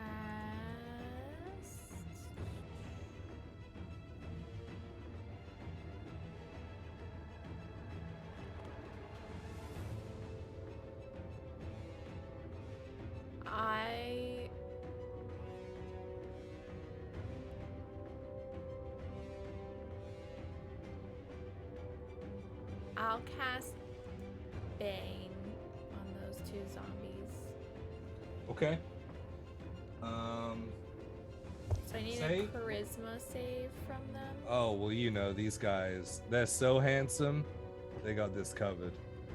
With a I just looked up their stats. We got this, boys. So you're baning these guys? Yeah. Sweet. Those Okay. are the only ones I can see, right? Well, through the fray, I guess that one would be obscured. But you are looking in that direction. I That's can lovely. do it on up to 3 creatures. So if I could Yep. I'll say yeah. then yeah, I mean, all 3 of them. he does have flaming hands inside of him as well. And it's being light cast on him as well. So yeah, let's say you can see that one. And I did roll a So 28. charisma saves for all 3. So the first one is the flaming one. That's a natural 19. Okay, Minus 3 is a 16. He still succeeds. Oh no. By 1. Okay. This guy right here that's waving. Hello. That's a natural 19. Can you stop? Do I have So to come 16? down there and give you different dice or something? Stop. And then this guy here is a natural 14 minus 3. So 11. That one will have to minus 4 on their attack rolls. Minus and D4. saving throws. I don't have a bane. But I'll put a hex on because it's kind of the same. Yeah. I have Bane ones. Do you? I will look Get for them those. later. Next All time. right. For the future. Yes, thank you. Awesome. How does your bane look as you cast it? Oh, interesting. I think that like ghostly figures would be like trying to grip at like their arms and legs and like trying to keep them from succeeding on things. Oh yeah, so as you channel your undead casting, your eyes roll back and they gray over cloudy as these ghostly limbs start reaching up and grabbing onto all of the limbs wherever it can reach at its tattered clothes and pulling it back. That's awesome. Cool. All right. Do you have anything else? I will. No, I'm done. Okay. Rose, you're up. I will. I am going to.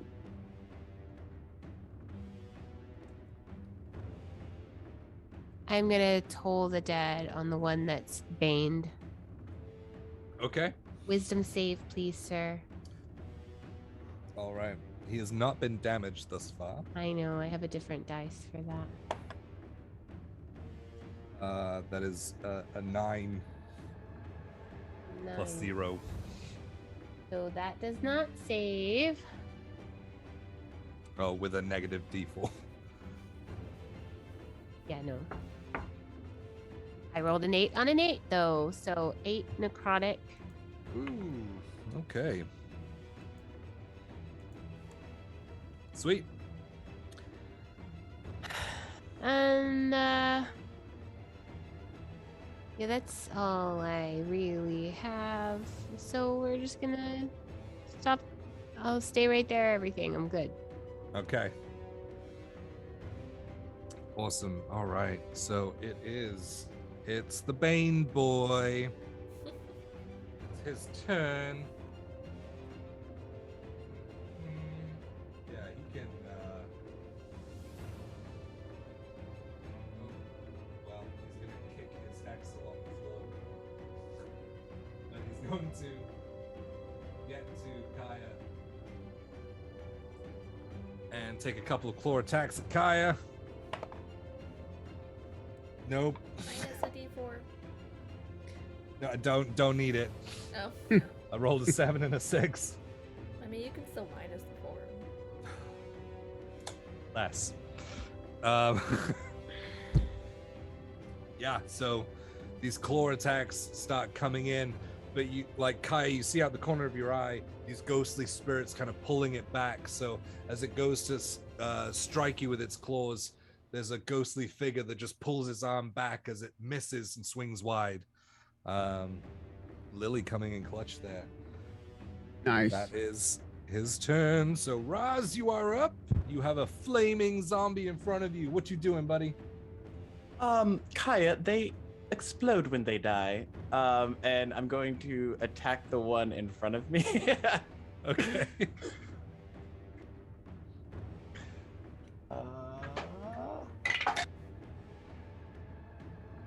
10? 10? Yeah. That just I'm using a hits. dagger, so It just hits. I was about to dish the dagger. Okay. Oh my god. No, you won't. 6 points. Mad piercing. Viking King, thank you so much for the raid. Oh wow. Nice. Woo-hoo-hoo. Hi, guys. How much damage did you say for the dagger? 6. 6. And using my mobile feat, I will move back like 10 feet. There you go. And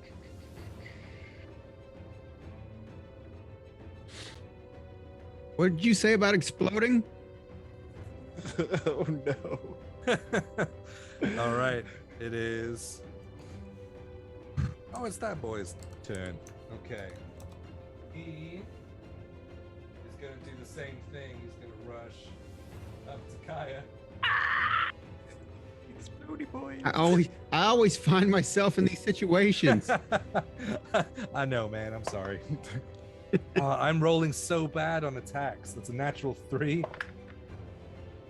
and 18. It's a miss. Oh, come on. They use their These good are He's like, old oh. zombies, charisma. guys. Dodging. Okay, yeah. There's like 3 different. They're all coming, and he's just doing the Muhammad Ali. That's it. Ducking and dodging. Yep. Little rope-a-dope. Yeah, sweet. So that doesn't do much. And then it is, oh, it's the flaming boys go.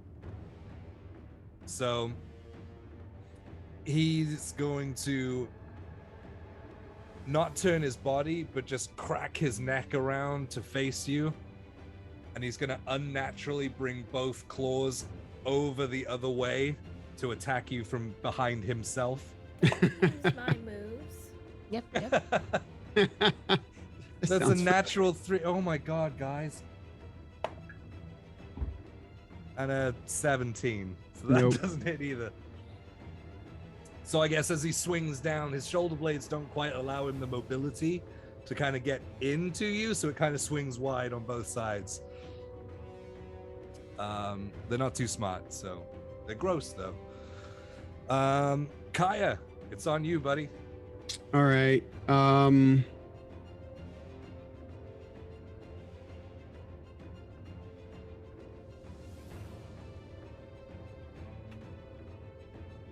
I'm gonna now. Am I in melee with all 3 of them? Yep.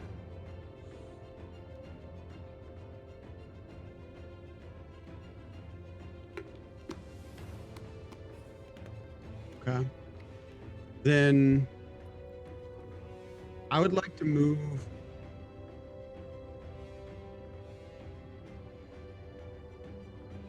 Is there a way where I'm standing that I can get all 3 of them in a 20-foot cone without leaving any of them's Melee. I think you'd have to take a step back. Okay. But I've not been rolling great, so you might Yeah, be fine. I'll take one step back. We're, only a couple of them get the attack of opportunity. Well, I mean, yeah, okay, yeah. So these two guys would get the attack. You kind of still in melee with that other one. That tree a little bit so you can see. Boop. There you are. Okay, so from 1, that is a natural 8 and a natural 4. It's fine. It's fine, everyone. There weren't cool things to show you. It's fine. All right. You're okay, Kaiya. What would you like to do? I would like to, you see me do a big breath in, and instead of psychic damage that comes out this time, the breath of the dragon, and he just bursts out with flames shooting forth from his mouth in a 20-foot cone. And that I need a dex save from all 3 of them. This is gonna go great.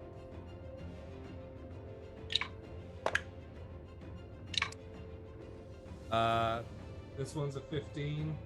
This one next. 5. The third one, 6. All right. So the one that made a 15 passed, the other 2 failed. The two that failed take 8 points of fire damage. The one that passed takes 4.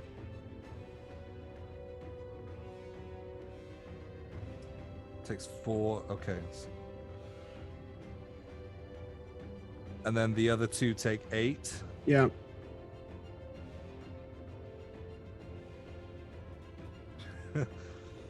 Eight was just enough for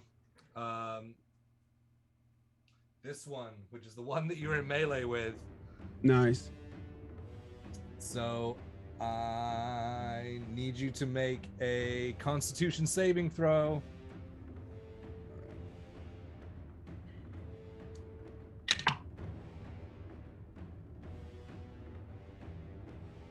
Yeah, that's a 7. Oh, that fails. Yeah. So you take 4d6. Yeah. That's really weird. I rolled 2 6s and 2 1s.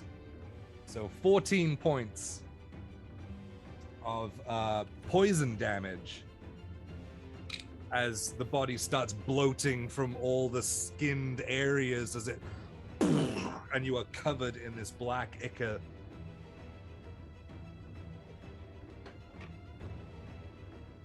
And that takes him out.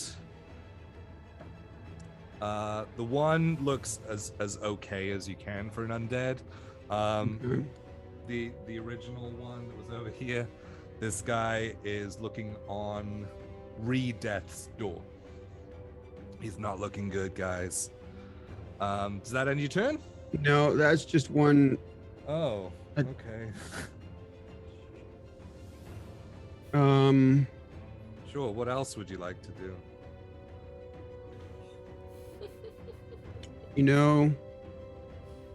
I'm gonna back up. So I'm gonna go kind of around behind that tree and then come out like on the south side over here. Yeah. I don't want to get in melee with him. Yeah. Over there? Yep, that's exactly where I want to be. Sweet. Great. Okay. So, from out of the shadows, Lily, you see out the corner of your eye, running towards you. The giant frog being, as he takes off towards you about here, as he reels in and lets his tongue out and is aiming to wrap around your body.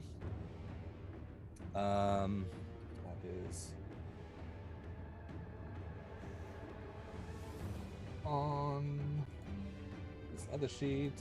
Sorry, here we go.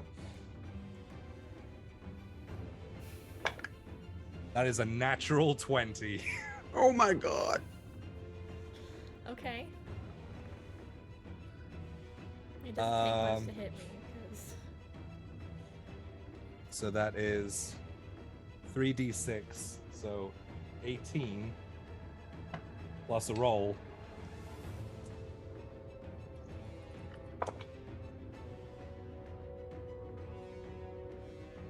Plus 9, that's 27 points of necrotic damage. Okay, let me look at my things. Because I think Yep. I have things. Yeah, I think you do too. I think you're resistant, right? No. Oh. But let's see here. Don't I have a thing if I go to 0 hit points? Can't see it. I think so. I think you can make a roll, can't you? Where is it?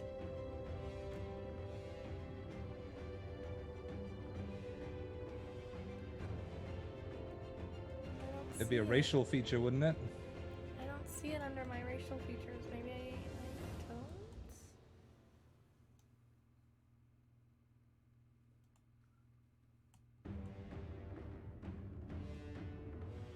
So, guys, rules intermission. No, that's.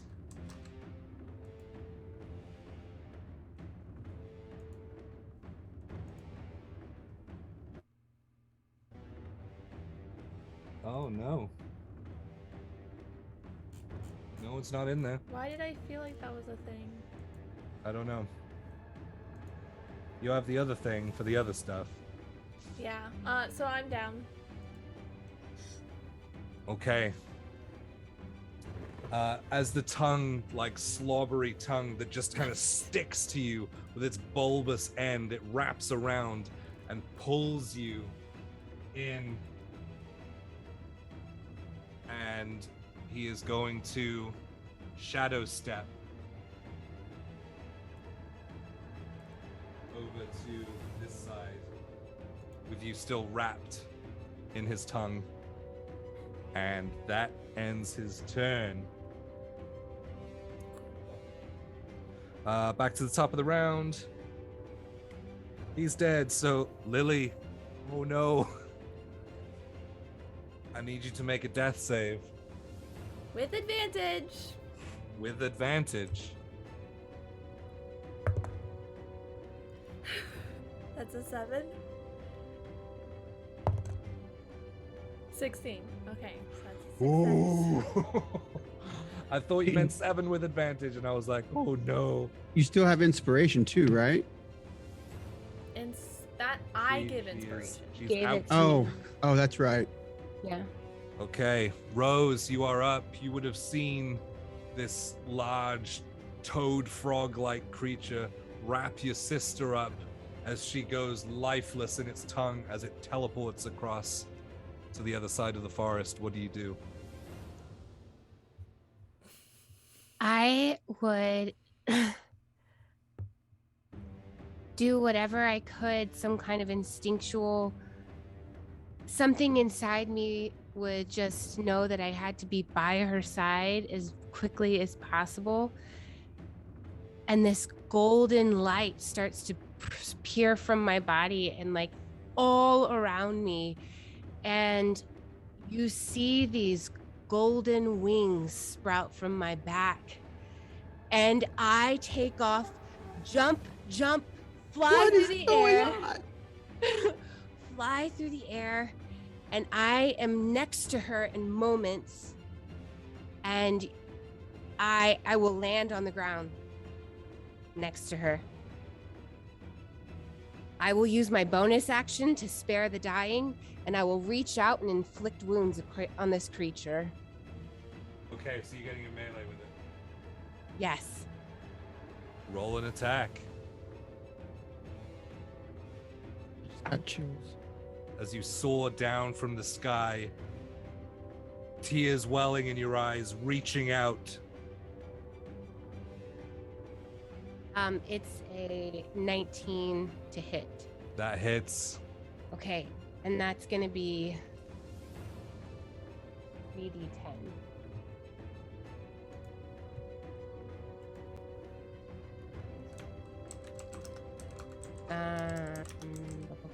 I will roll it at. Oh, I didn't say, so never mind. Yeah, upcasting needs to be called in Yep, advance. I didn't say it.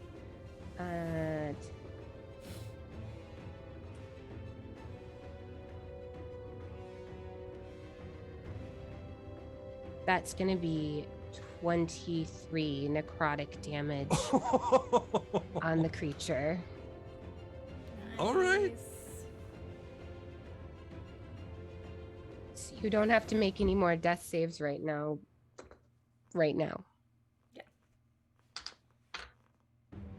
You cast Spare the Dying. I did. That was my bonus action. Spare the dying on her.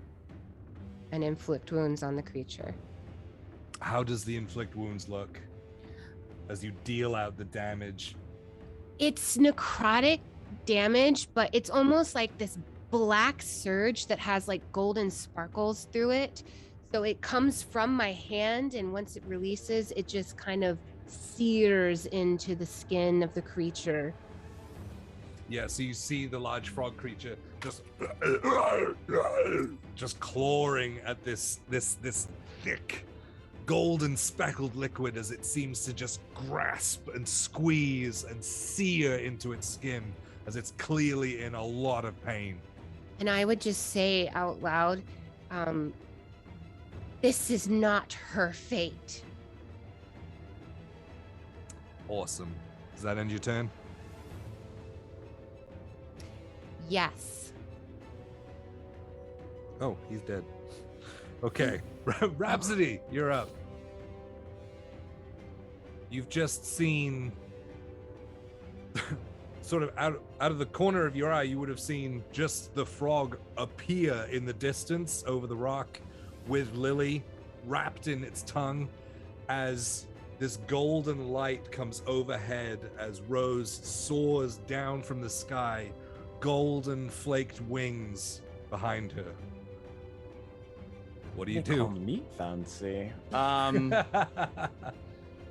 Roz will throw his dagger at the creature in front of him, the one that's not baned.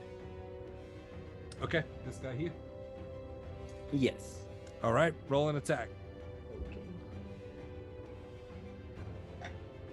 Okay. 14.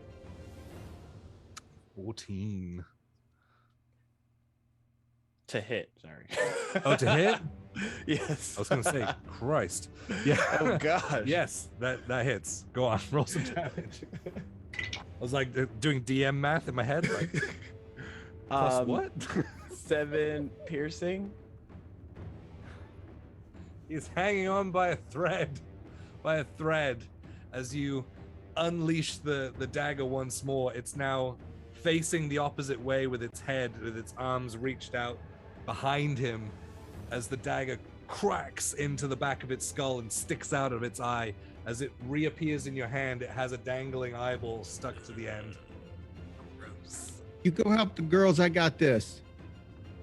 You sure, Kaiya? I can do it. Okay, and don't die. And he'll maneuver around the rock to, with his 50 feet, can he get over to Lily?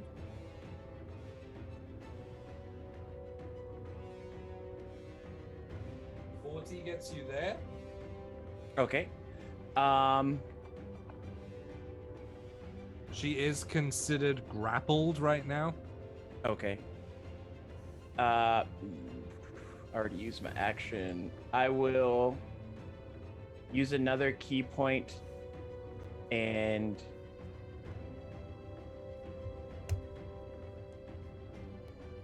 patient defense again, but get close use my last 10 feet to try and get close as possible. And try and get its attention.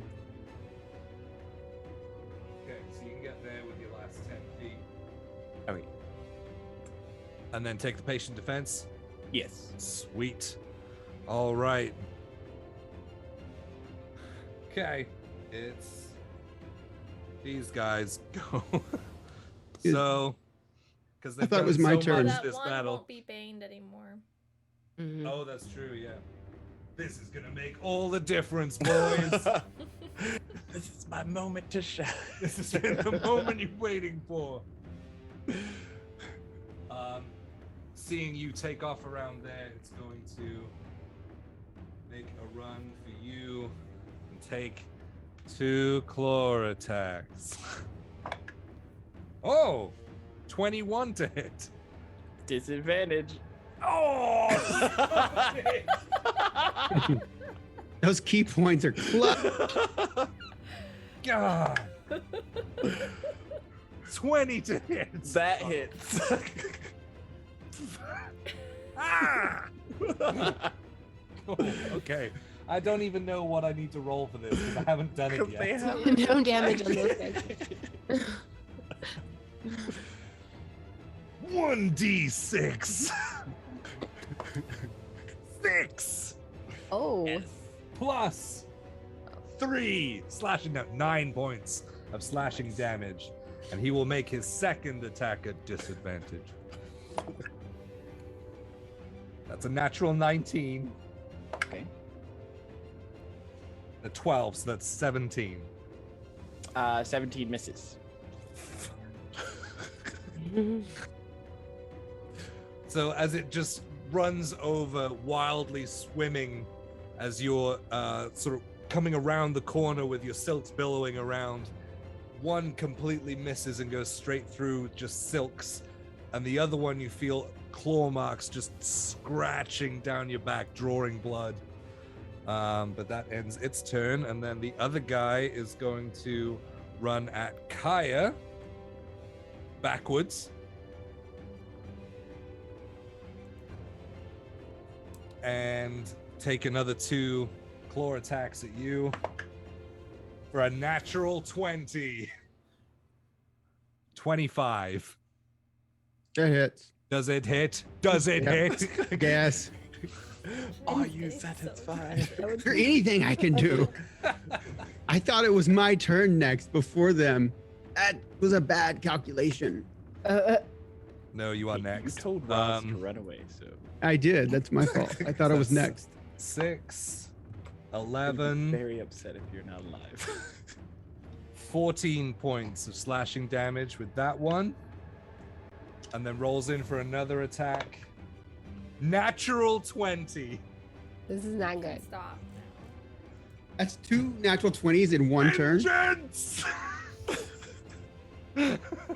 I'm not gonna survive. Whoa, wild boy. I rolled a 1, so that's 7, 10 points of slashing damage. I had 10 points. I'm down.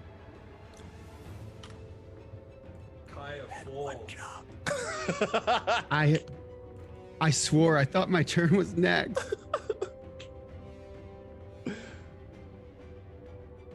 As I guess none of you would see, but you would hear just tearing sounds.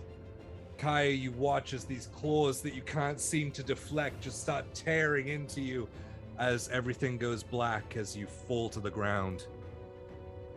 And with that, Kaiya, I need you to make a death save.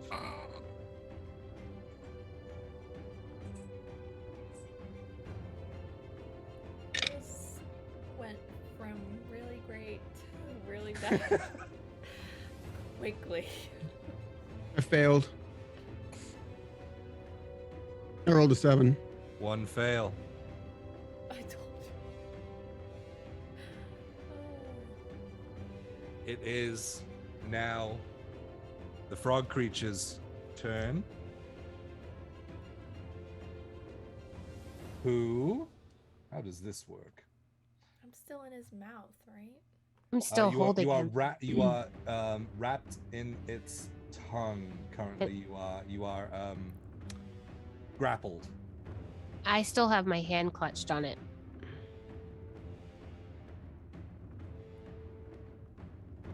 Okay, so this just happens. That's always good.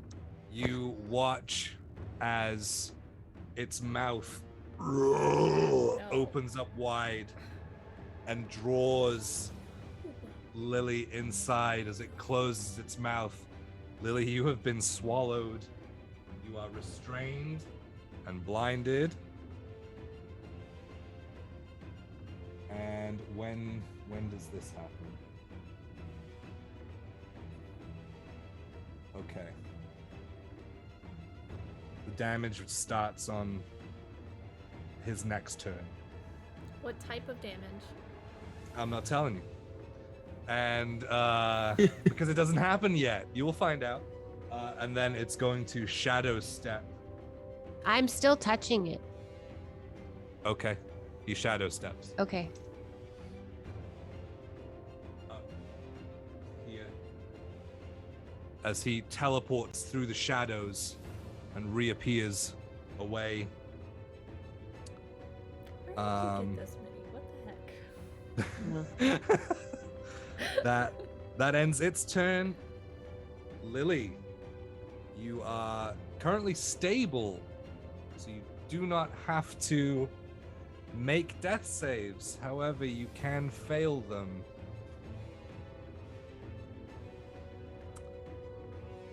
So some people better jump into action.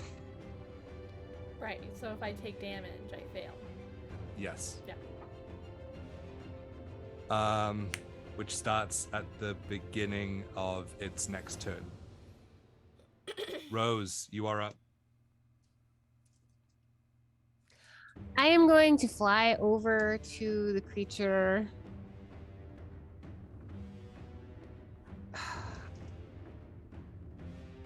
I am going to...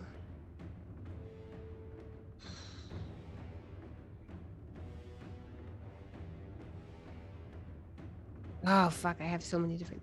I am going to...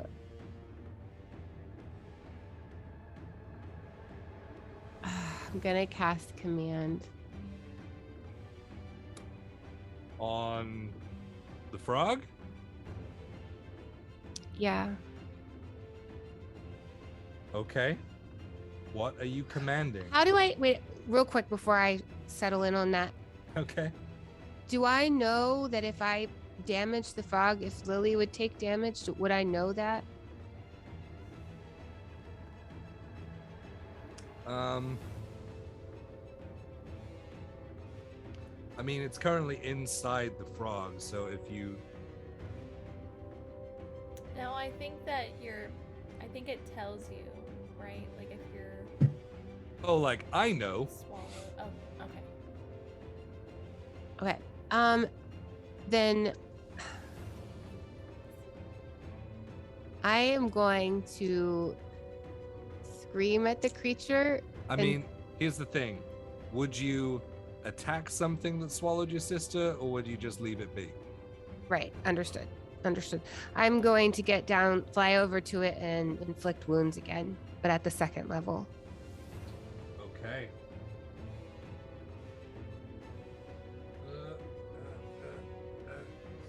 We get it. I'm touching it. Wings. Wings. Don't break it. Yes. Just land on its head with your feet.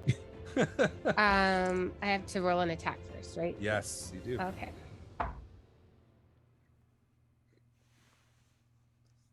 So that's going to be 23 to hit. 23 hits. So that's 40-10. Oh. All tens, right? I wish. Hang on, I can't tell if this is a 6 I mean- or 9. DM can roll double nat 20s. 9. That was nuts. I've only ever done that once before, and it's on film. That's true. Sorry, math. Hang on. 39? No, is that right? No. Hang on. There's a lot of numbers and they're all kind of...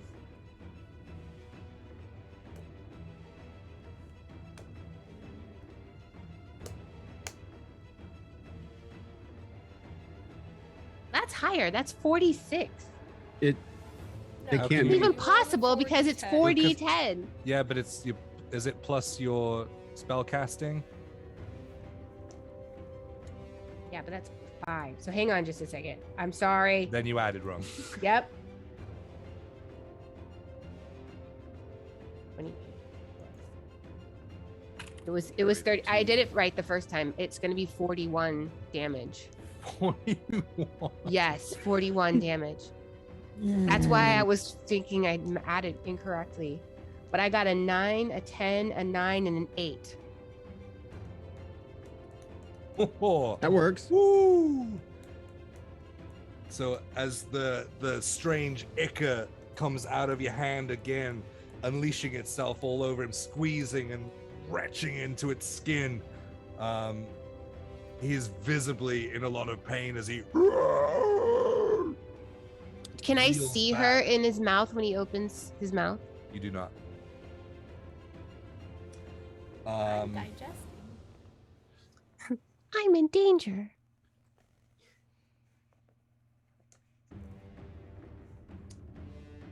Yeah, there is no regurgitation reaction. Damn. Rhapsody, you're up. You got a zombie on your 6. Feeling this zombie attack me, Roz will turn on heal. And taking his father's short sword, he'll like strike at him. Okay.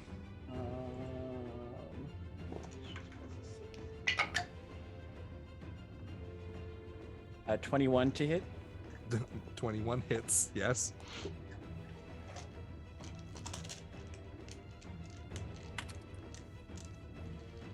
Uh, 7 slashing. That is okay. No, that he's still up. Okay. So yeah, 7 and then slashing. he will, slashing for the Mhm. Or sorry, piercing. Short swords piercing. And then using another key point, he will flurry of blows. Okay. And for the first hit, a 10. To hit, Yes. just hits. Okay. That is 5 points of bludgeoning, and then for the second, 12 to hit. Hits. 7 bludgeoning, and he'll just like pop shot, throw his wrist up at the creature's like jawline, and then if it raises him up a bit, he'll quickly swing around and like roundhouse kick the creature in the face. Okay, yeah. So as you raise your palm up, like under the top of its like top jaw, it does just leaves the ground by maybe half an inch, and you jump on that opportunity and spinning roundhouse kick, and as you come across, poof, where you had opened its mouth, it comes clean off, but the body still starts to and it explodes, and I need you to make a Constitution saving throw. Okay. At least there's a number to add to it. Oh, nat 20 for 21. Saves. So Nice. You take half Yes. of. I can get. There we go. 4d6. Ouch. 12, 13, 14, 15, 17. Halved 8 points. Of Okay. poison damage. Okay. And then looking up, he'll see that Rose is up there with the creature. Can I see the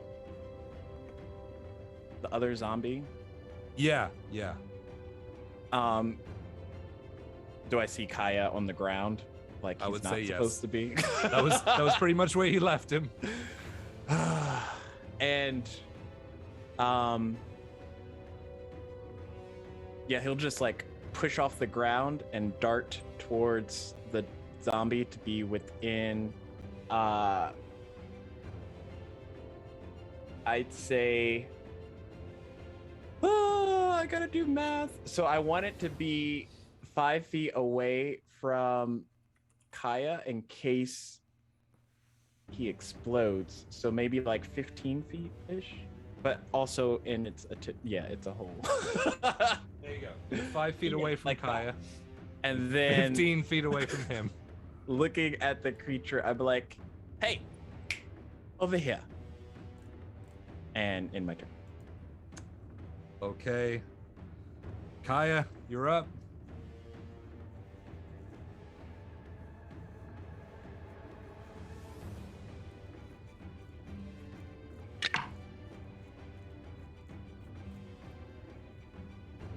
$17.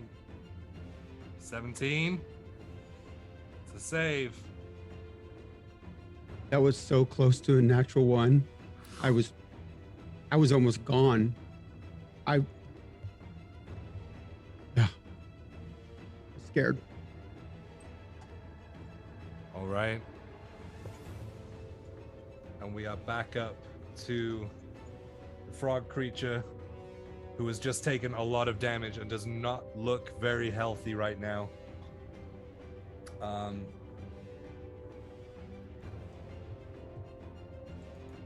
He is going to... Yep. He's going to regurgitate Lily. You see him... And you fall I would like to catch her. Okay. and land prone on the floor underneath. You would take falling damage. So I don't Please get the mark. opportunity to catch her. please no. Please mark off one death save. Ooh. And he is going to attempt to bite you, Rose. Okay.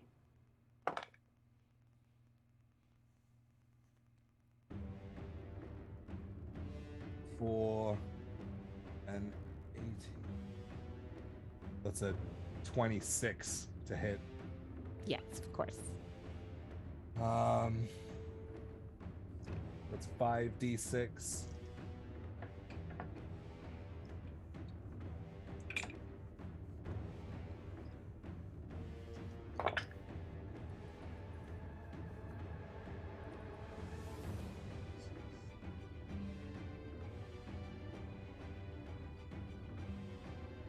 It's 21 points of piercing damage. Okay.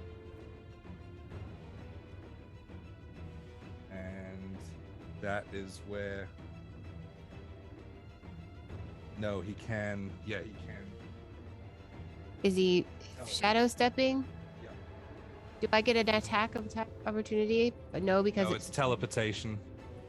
even though. Okay. So he teleports across to the other shadows across the field. And that ends his turn. Lily, is there anything you can do at this point? You don't have to make a death save anymore. Oh, I don't? Am I... You're not taking damage, and you are stable because of... Well, I'm still at 0 hit points, right? Correct. So no. But you don't have to make a death save every time it's your turn. So I'm just here. Okay. All right. Rose. dying. I will fly down to Lily, and I'm gonna use. I can see the creature over there, right? You can. You would be Okay. able to see the whole field from here, so you Okay. would notice that Kaiya's down. You'd see where the creature reappeared Okay. as you stand at your sister's side. All right. I'm gonna use Cure Wounds at a 2nd level on Lily. Okay. Hang on. Sorry, Roll some heals. I didn't pull my dice. How many D8?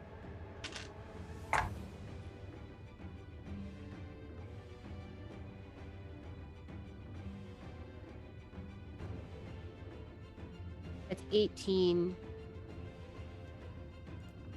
And then I will look over to Kaiya and cast Healing Word. 60 feet, is it? Oh, You can't cast 2 spells. It's a bonus action, so I can. No, you can't. It's a spell. You guys always let me do that. No, I don't.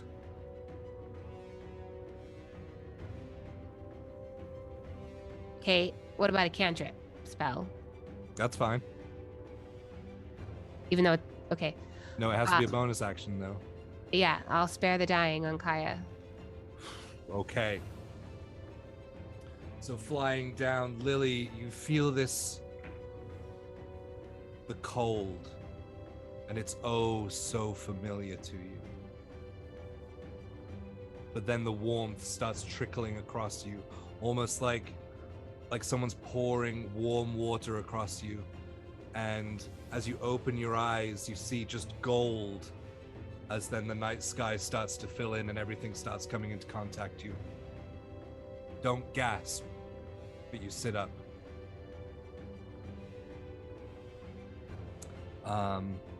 Rose, is that everything?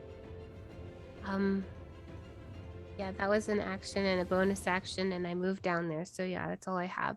But I would grab Lily's face, and I would be like, See you.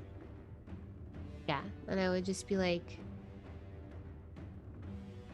not again, okay? Okay. I'll try. And I would hold her. Rhapsody. You are up. Last patient defense. Rhapsody will move in and drag Kaiya out of the way.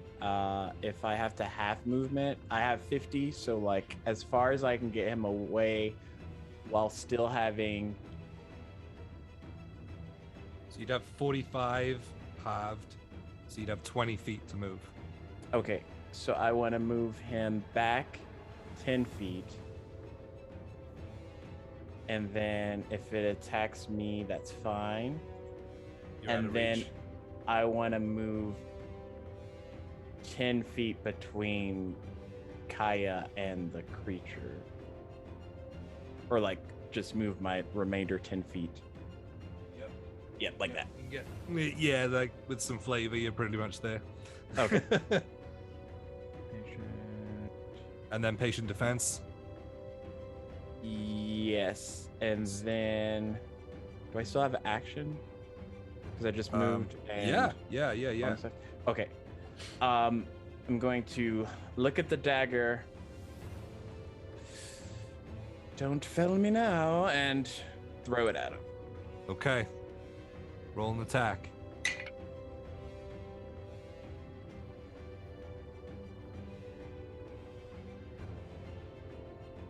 $19 to hit. 19 hits. How do you want to do this? Yes. Yeah, 1 hit point. 1 hit point. God. He, like, I imagine Roz doesn't know what he could do. He knows, like, he has to save Kaiya, but like he doesn't know what he could do if this creature like comes up closer. So he's just gonna put his trust in Korum's dagger and throw it at the creature, aiming for like the head. All right. So letting it go as this backwards facing creature turns, it strikes directly under its chin and slides up through its mouth. You see the dagger as it curls up straight into what would be its brain as it and falls forward, starts bubbling up, and then explodes, but no one is within range. That was a hell of a turn, man. Oh, God. Yeah, is that everything? That was just, yeah, that's everything, right? Yes. Sweet. Kaiya, you are stable. You do not have to make another death save. Thank God. It is the creature's turn, who will sprint. Oh my God. Here and lurches back and lets out its tongue towards Rhapsody for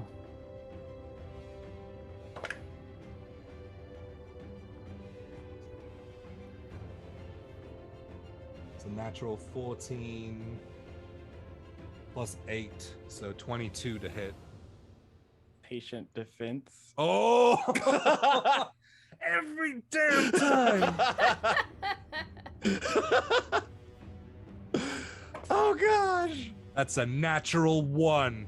Oh my God. I thought you were going to say natural 20. Oh my God. So as its tongue lashes out, you sense it coming. You're tuned in,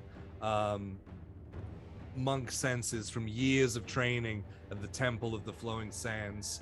You feel it coming. You feel the air moving, and you just tilt your head to the side as it whoosh, whiplashes past you and back to its mouth. And then it will shadow step once more.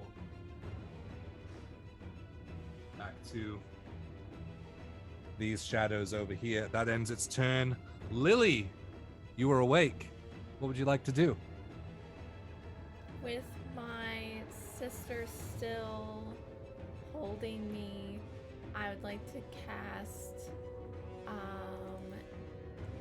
Dissonant Whispers level 2 at this stupid frog. Okay. Wisdom save. Is it considered a charm effect? No. Okay, cool. Wisdom? Where is... Okay. 15 plus 2, 17. That succeeds. But Is it it- still takes half. Half. Yeah. I mean, that still makes a difference at this point.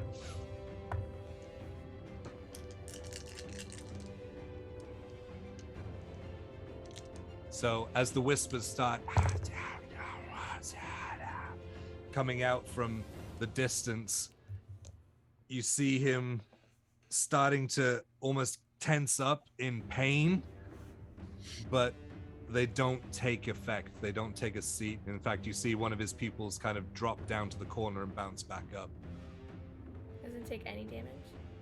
No, it will take damage. Oh, 6 psychic. 6 psychic. It's not scared. No. Rose, it is your turn. I will kind of Lily hasn't gotten up yet, so I will kind of position myself between the creature and Lily, and I will You'll see me like reach up and like bring my hand down, and as I do this, well, let me roll for it first. Let me just make sure I can hit it. Let me just make sure I can hit it before I flavor it. Smart. Does an 18 hit? An 18 hits. Okay.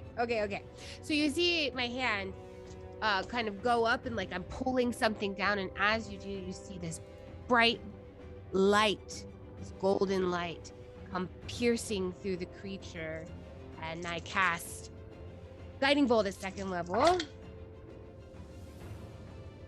Did you call 2nd level? No, it is a 2nd level spell, right? I upcasted it, but I never gave myself the opportunity because I was describing it before, but I had my dice set aside already. I believe you. Go on. All right.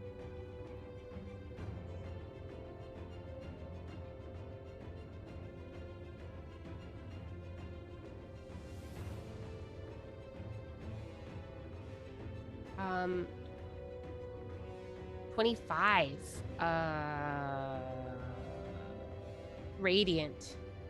25 radiant damage. Okay. And I'd like to like picture myself like when I do that, like because I still have the wings, like I leave the ground, you know, and so like I'm kind of hovering with the wings, and then like this light, this golden light comes down to pierce the creature.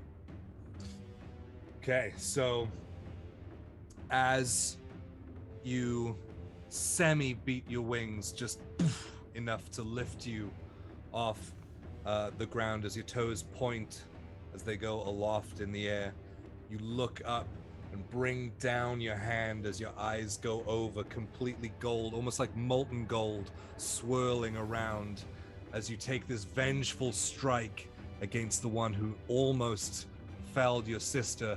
How do you want to do this? Yeah. That's a moment. Exactly like that. It's going to basically pierce through the top of the creature all the way to the ground, and then just nothing, like vaporize it. Yeah, so the arc of radiant light as it looks up hits it square in the face as it just starts ricocheting around inside of it, and you see like this light lines of gold just start appearing, like it's bouncing around inside of it as it starts looking around panicked, and as it in a flash of light there is nothing left but ash.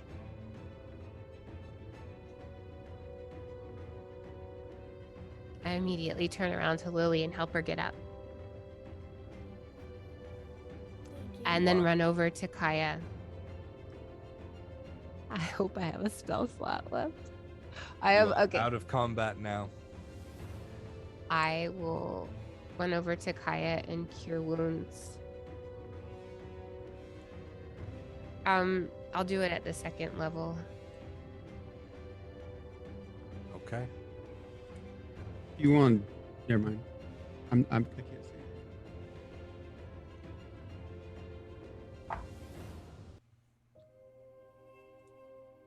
That's going to be 17 heals. Ooh. So Kaiya, as the warmth rushes over you, you take a deep breath and sit up. Everything comes into focus. Nothing is immediately attacking you. Your brother is to your side. What happened? You did the thing that I specifically told you not to do. Yeah. Well, I didn't know they were gonna attack before I got a chance to. I thought I had it, and didn't. And then I don't remember anything. Well, Or did we kill it? Did y'all kill it? He did. Thank you. As far as I can tell, that was the source of all of these Is Lily illness. okay? Yeah, I'm Lily's fine. fine.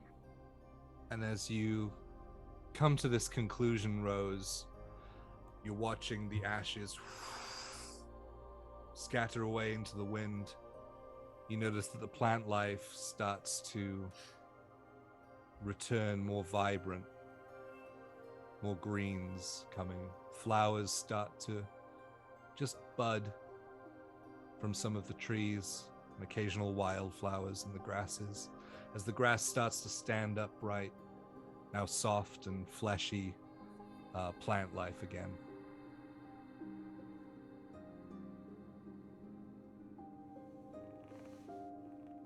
Kaiya, here, eat this. And he'll hand him one of his Ra's treats. Scooby snacks. Oh, thank you. Yeah, I need- Lily, would you like one as well?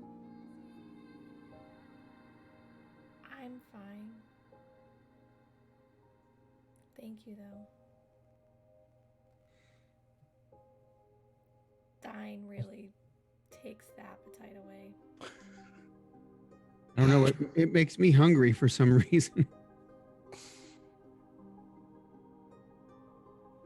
So I'm gonna eat it, like I'm famished. You get 2 temporary hit points.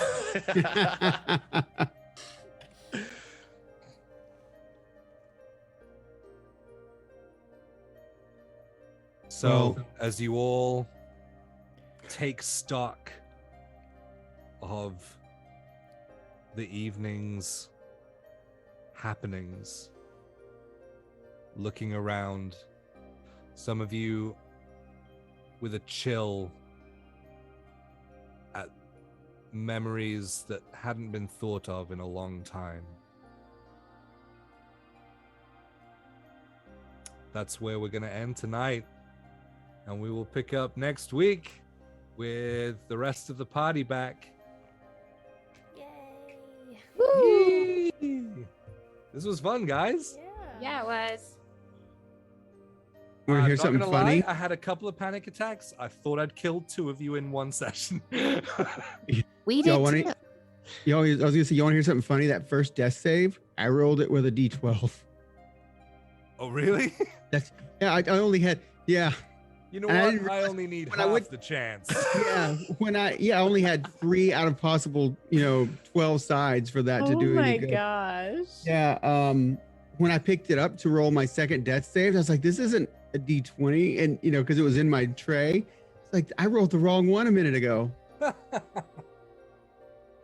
Oh, Wow. no. Hey, guys. I know a lot of you actually stayed along from a couple of raids. Thank you so Thank much. you. We're back to picking up momentum after a little bit off, so thank you so much. I hope you really enjoyed it. If you did like it, please do click that follow button. It's not a lot of energy, but it means a hell of a lot to us. We're a brand new channel, and we're just trying to get our little nerdy stuff out there, guys. But thank you so much for the love. Thank you for all the chats. I was keeping an eye on it, although I was engaged in the battle. You guys are freaking amazing. Thank you so much. We will be back on Monday for Legends of Shargal, DM'd by our one and only Diane DiCarlo, who played Lily. That campaign is going off the freaking rails right now. I'm really excited to get back into that. So please do follow along. We are going to raid Legends of Avantris. So jump into their chat, throw a bunch of raid emojis from our raid stack, throw some flexing arms, throw some runic die at them, let them know that the Vikings are raiding. Thank you so much, guys. This means the world to me. So yeah, thank you for starting your weekend off the right way. We will be back on Monday for Legends and the following Friday for the next Fables. Thank you, guys. Have a great night. Thank you.